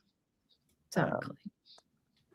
And then here's how she tries to make queuing, the idea that they're moving the board around to get whatever letter they think is needed, make it sound as complicated as possible versus her very simple explanation of it being telepathy. So she invents this fucking 24 symbol system where every single letter must have a specific cue that you give to the person who you're holding the board for, and then they select the letter, which it's this thing. It's like when people talk about, well, to hoax this UFO or to hoax this Bigfoot, it would have cost $1 billion, and they would have had to do this, that, and the other, and had a crane holding the UFO up, and blah, blah, blah. It's like Ivan Sanderson talking about the giant penguin footprints in Clearwater, Florida. So they would have needed a 40-ton machine, and it would have been impossible. And there was 2 guys with lead feet strapped to their feet jumping around. Well, I'm sorry. Are you coming out as a giant penguin denier? Yeah. You know what? Okay, everybody's okay to hold their own opinion. That's been one of my guiding lights. Has been my hatred of the idea of a giant penguin in Florida. Is just really it's what led me to this podcast. And yeah. So look at what she's saying here. If I'm trying to guess what someone wants me to select, I would have to scan each letter, and then you sense maybe a shift in pressure, an exhale, or she's making it sound like they're working together, like you're literally telling the person secretly, you have to hit B now. Now, obviously, what happens, is, you've got the finger, and that's a nice book you've got yeah, there. A nice little visual representation here. Oh. You got the finger, and you just put the board on it, and you tell yourself this is what happens. Whether or not, this is interesting, whether or not the person you're facilitating for is able to do it for themselves. They might be perfectly able to spell for themselves, but you're helping them. You're helping them get there, and you're saying, I'm pretty sure they're going to want to select this. And this was in court, actually. A facilitator in, I believe it was Pennsylvania, testified in court that they have to know exactly what the person's going to spell to help them facilitate it. That's interesting. This was a person trained in spelling to communicate, specifically according to spelling to communicate training. That's interesting to me. That's on the Boynton Beals facilitatedcommunication.org site. Right. That right there kind of gives it away. Because most of the time they say, the facilitator, again, is just there to provide grounding and support. But if you actually literally have to know exactly what someone is trying to say to help them say it, that puts a wrench in that.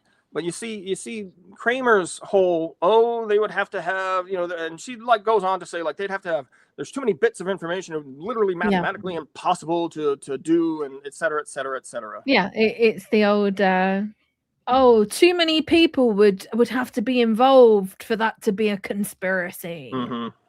Classic.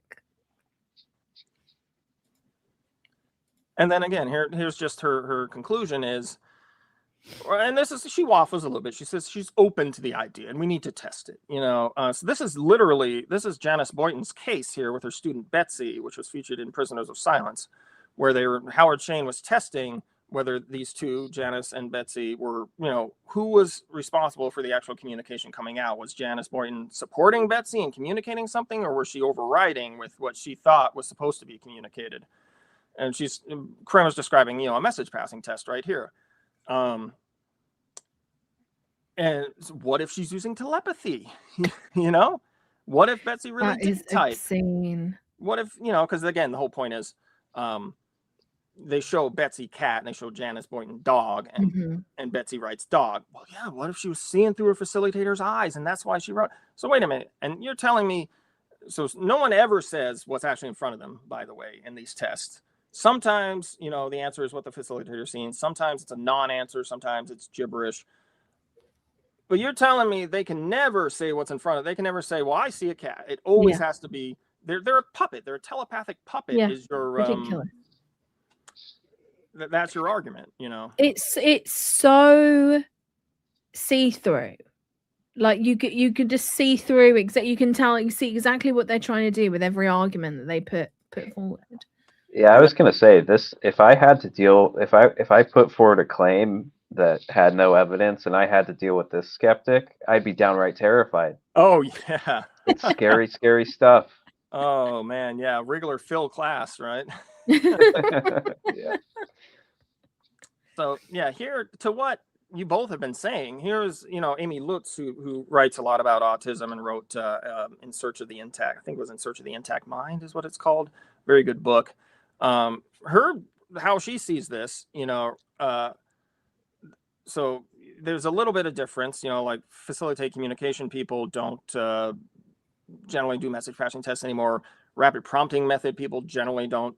But spelling to communicate is trying to work it out how it's okay.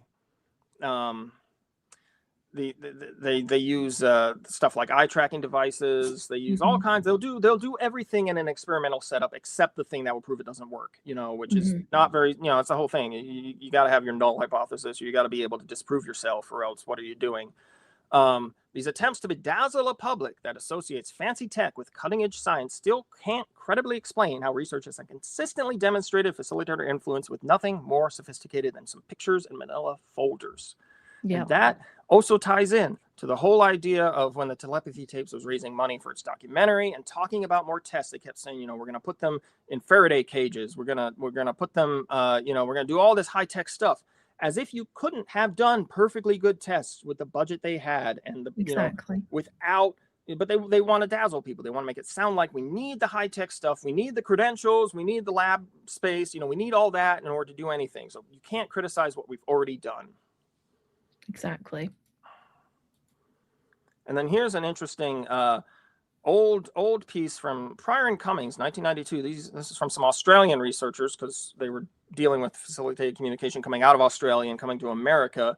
The interesting point made that the facilitation techniques can be highly intrusive, and they're used particularly for autistic children who are not usually severely motorically disabled.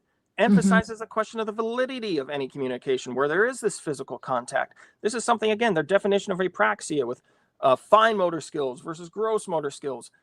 Many people who are facilitated go about their day-to-day lives using their fine motor skills, opening and closing things, operating things, using their body. But somehow when it comes to pointing at the letters, all of a sudden then they require the facilitation to help them get there. Yeah. And then here's an interesting thing to go with the telepathy from the same chapter here. Some facilitators have known that their own thoughts or cues have insinuated themselves into the client's communication, though the extent of such intrusions remains unassessed in 1992. Let's see. When one mother reported that what she thought the appropriate answers would come out then in her son's communication, they came out. When she deliberately made her mind go blank and refused to think about what he might communicate, he produced only, quote, gibberish, quote unquote. When asked why she persisted with the technique, she replied that she and her son enjoyed the outing to this facilitation center and that it was good together time, and that there was a good deal of pressure for her to persist in doing the facilitation from the staff. So she would not like to have seemed to be out of line. So there's all these outside pressures and concerns and reasons to keep doing this, even if you're in this mother's position and you're realizing this might not actually be what it's supposed to be doing, but she's finding value in it outside of that. Absolutely. And then again, just to quote more of these people, why physical hands-on facilitation is required when inexpensive devices are available, which enable even the most physically limited individuals to achieve switching mechanisms. So again, and now, eye tracking, various forms of AAC. And again, you can get into the argument about cost and things and accessibility. Are parents able to access this at all? But point being, the handheld facilitation, there are many, many ways around it that would still support what it's supposedly being done for. Absolutely. Here's a good one, because Douglas Bicklin was the American who brought FC to America from Australia at Syracuse University, and they have had a lot of criticism from within the university about his Facilitated Communication Institute over the years. And eventually in 2010, they changed the name to the Inclusion and Communication Initiative. And major donor John Huesman told a New York Times reporter, we need to do more on FC, but we can't call it that. We have to come up with some other name to fly under the radar and maintain credibility. Because again, the facilitated term, they know that's out, which is why nowadays these newer forms, they say spelling. They don't call it facilitated spelling. They say spelling. I think it's very, very funny that he just said that to a New York Times reporter. Yeah. When it's like something you're trying to do, you're trying to fly under the radar, but you don't usually tell people that you're going to flying announce under your the intentions. radar. Yeah. Yeah. It's insane. Well, I think that brings us to the final slide. Yeah, because again, we agreed that because God, we're almost at the 3-hour point now. I told you we were going to be at 3 hours. Emily called it. We're going to have to get into the cult religious aspect of all of this, which really involves a lot of the families that worked in season 1 and now in season 2. A lot of the people involved. This is Arthur Golden, the Orthodox Israeli guy who facilitates with his son Ben. He facilitates prophecies, including prophecies of nuclear war and not necessarily nuclear war, the apocalypse, etc. And this is him posting on Facebook, because of the Iran news. He said, "I said Trump would win.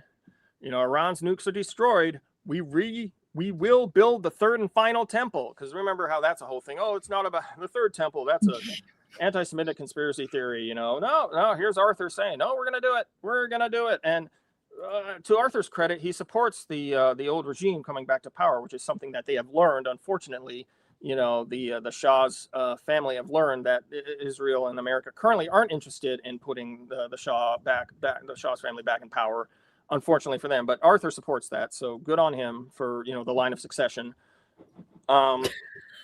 Yeah, we're gonna get into kind of incredible. This is Jason Giorgiani politics. Yeah, absolutely. And this is again the cultic religious background, which is, and there's a really good article again by David Ferrier called "The Telepathy Tapes as a Trojan Horse," which dips into some of that. And I was reading that earlier. This connects. Shout out David Farrier, fantastic documentarian. Me and Tanner are very big fans of Tickled and Mr. Organ. Yeah. I get it. all the Limeys, the Kiwis, and the Aussies pronounce Oregon weird.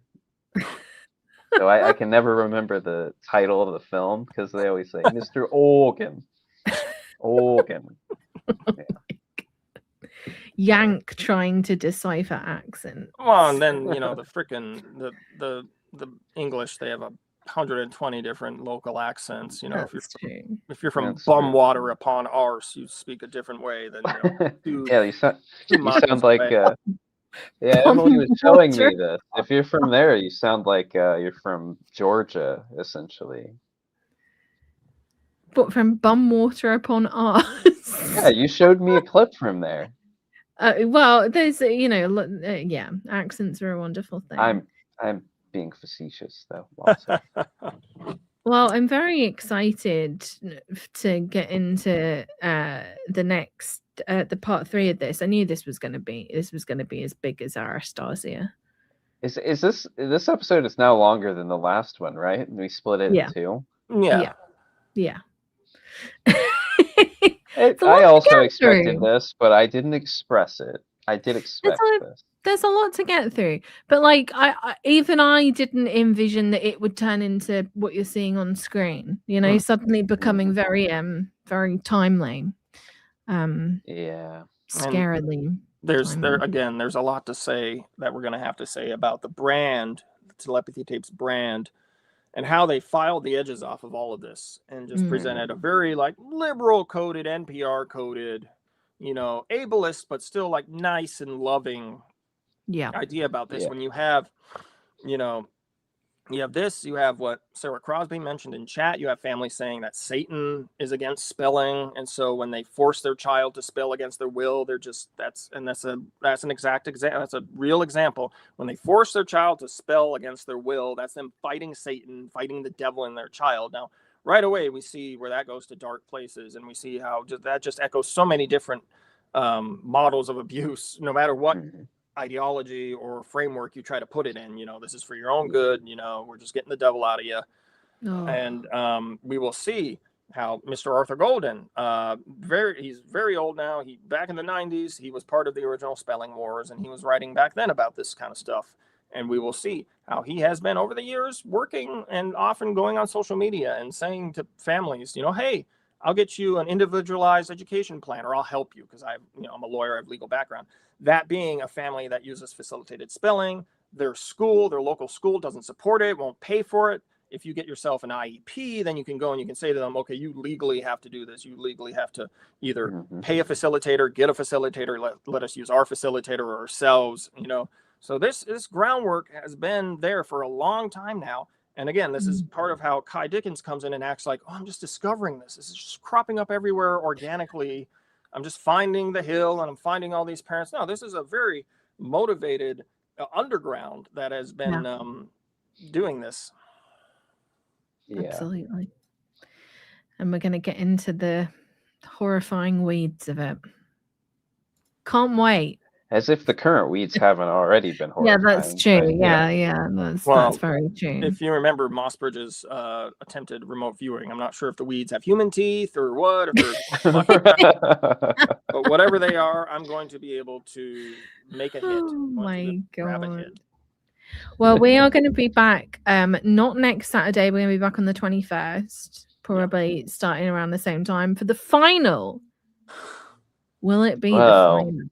Will it be the final episode? I'm going to miss this actually when it's done. We're not going to. Well, I'm not going to miss the topic. I just like doing this stream. Yeah, we'll just have to wait for the next season of Telepathy Tapes, like every other fan.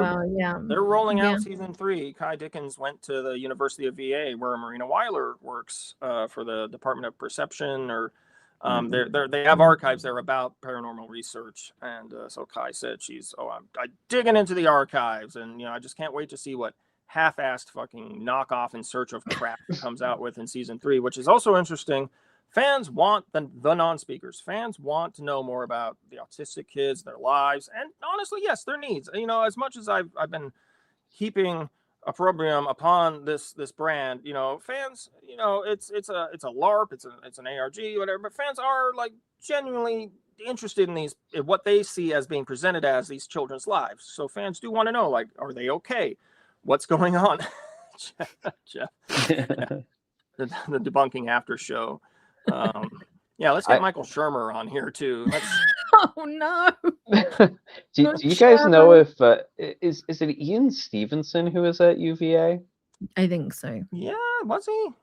I think that's what that program's kind of connected with. In which case, my prediction: we're going to get into children with past lives. Yeah. Oh, absolutely, 100%. You nailed it, Tanner. That's where it's going to go.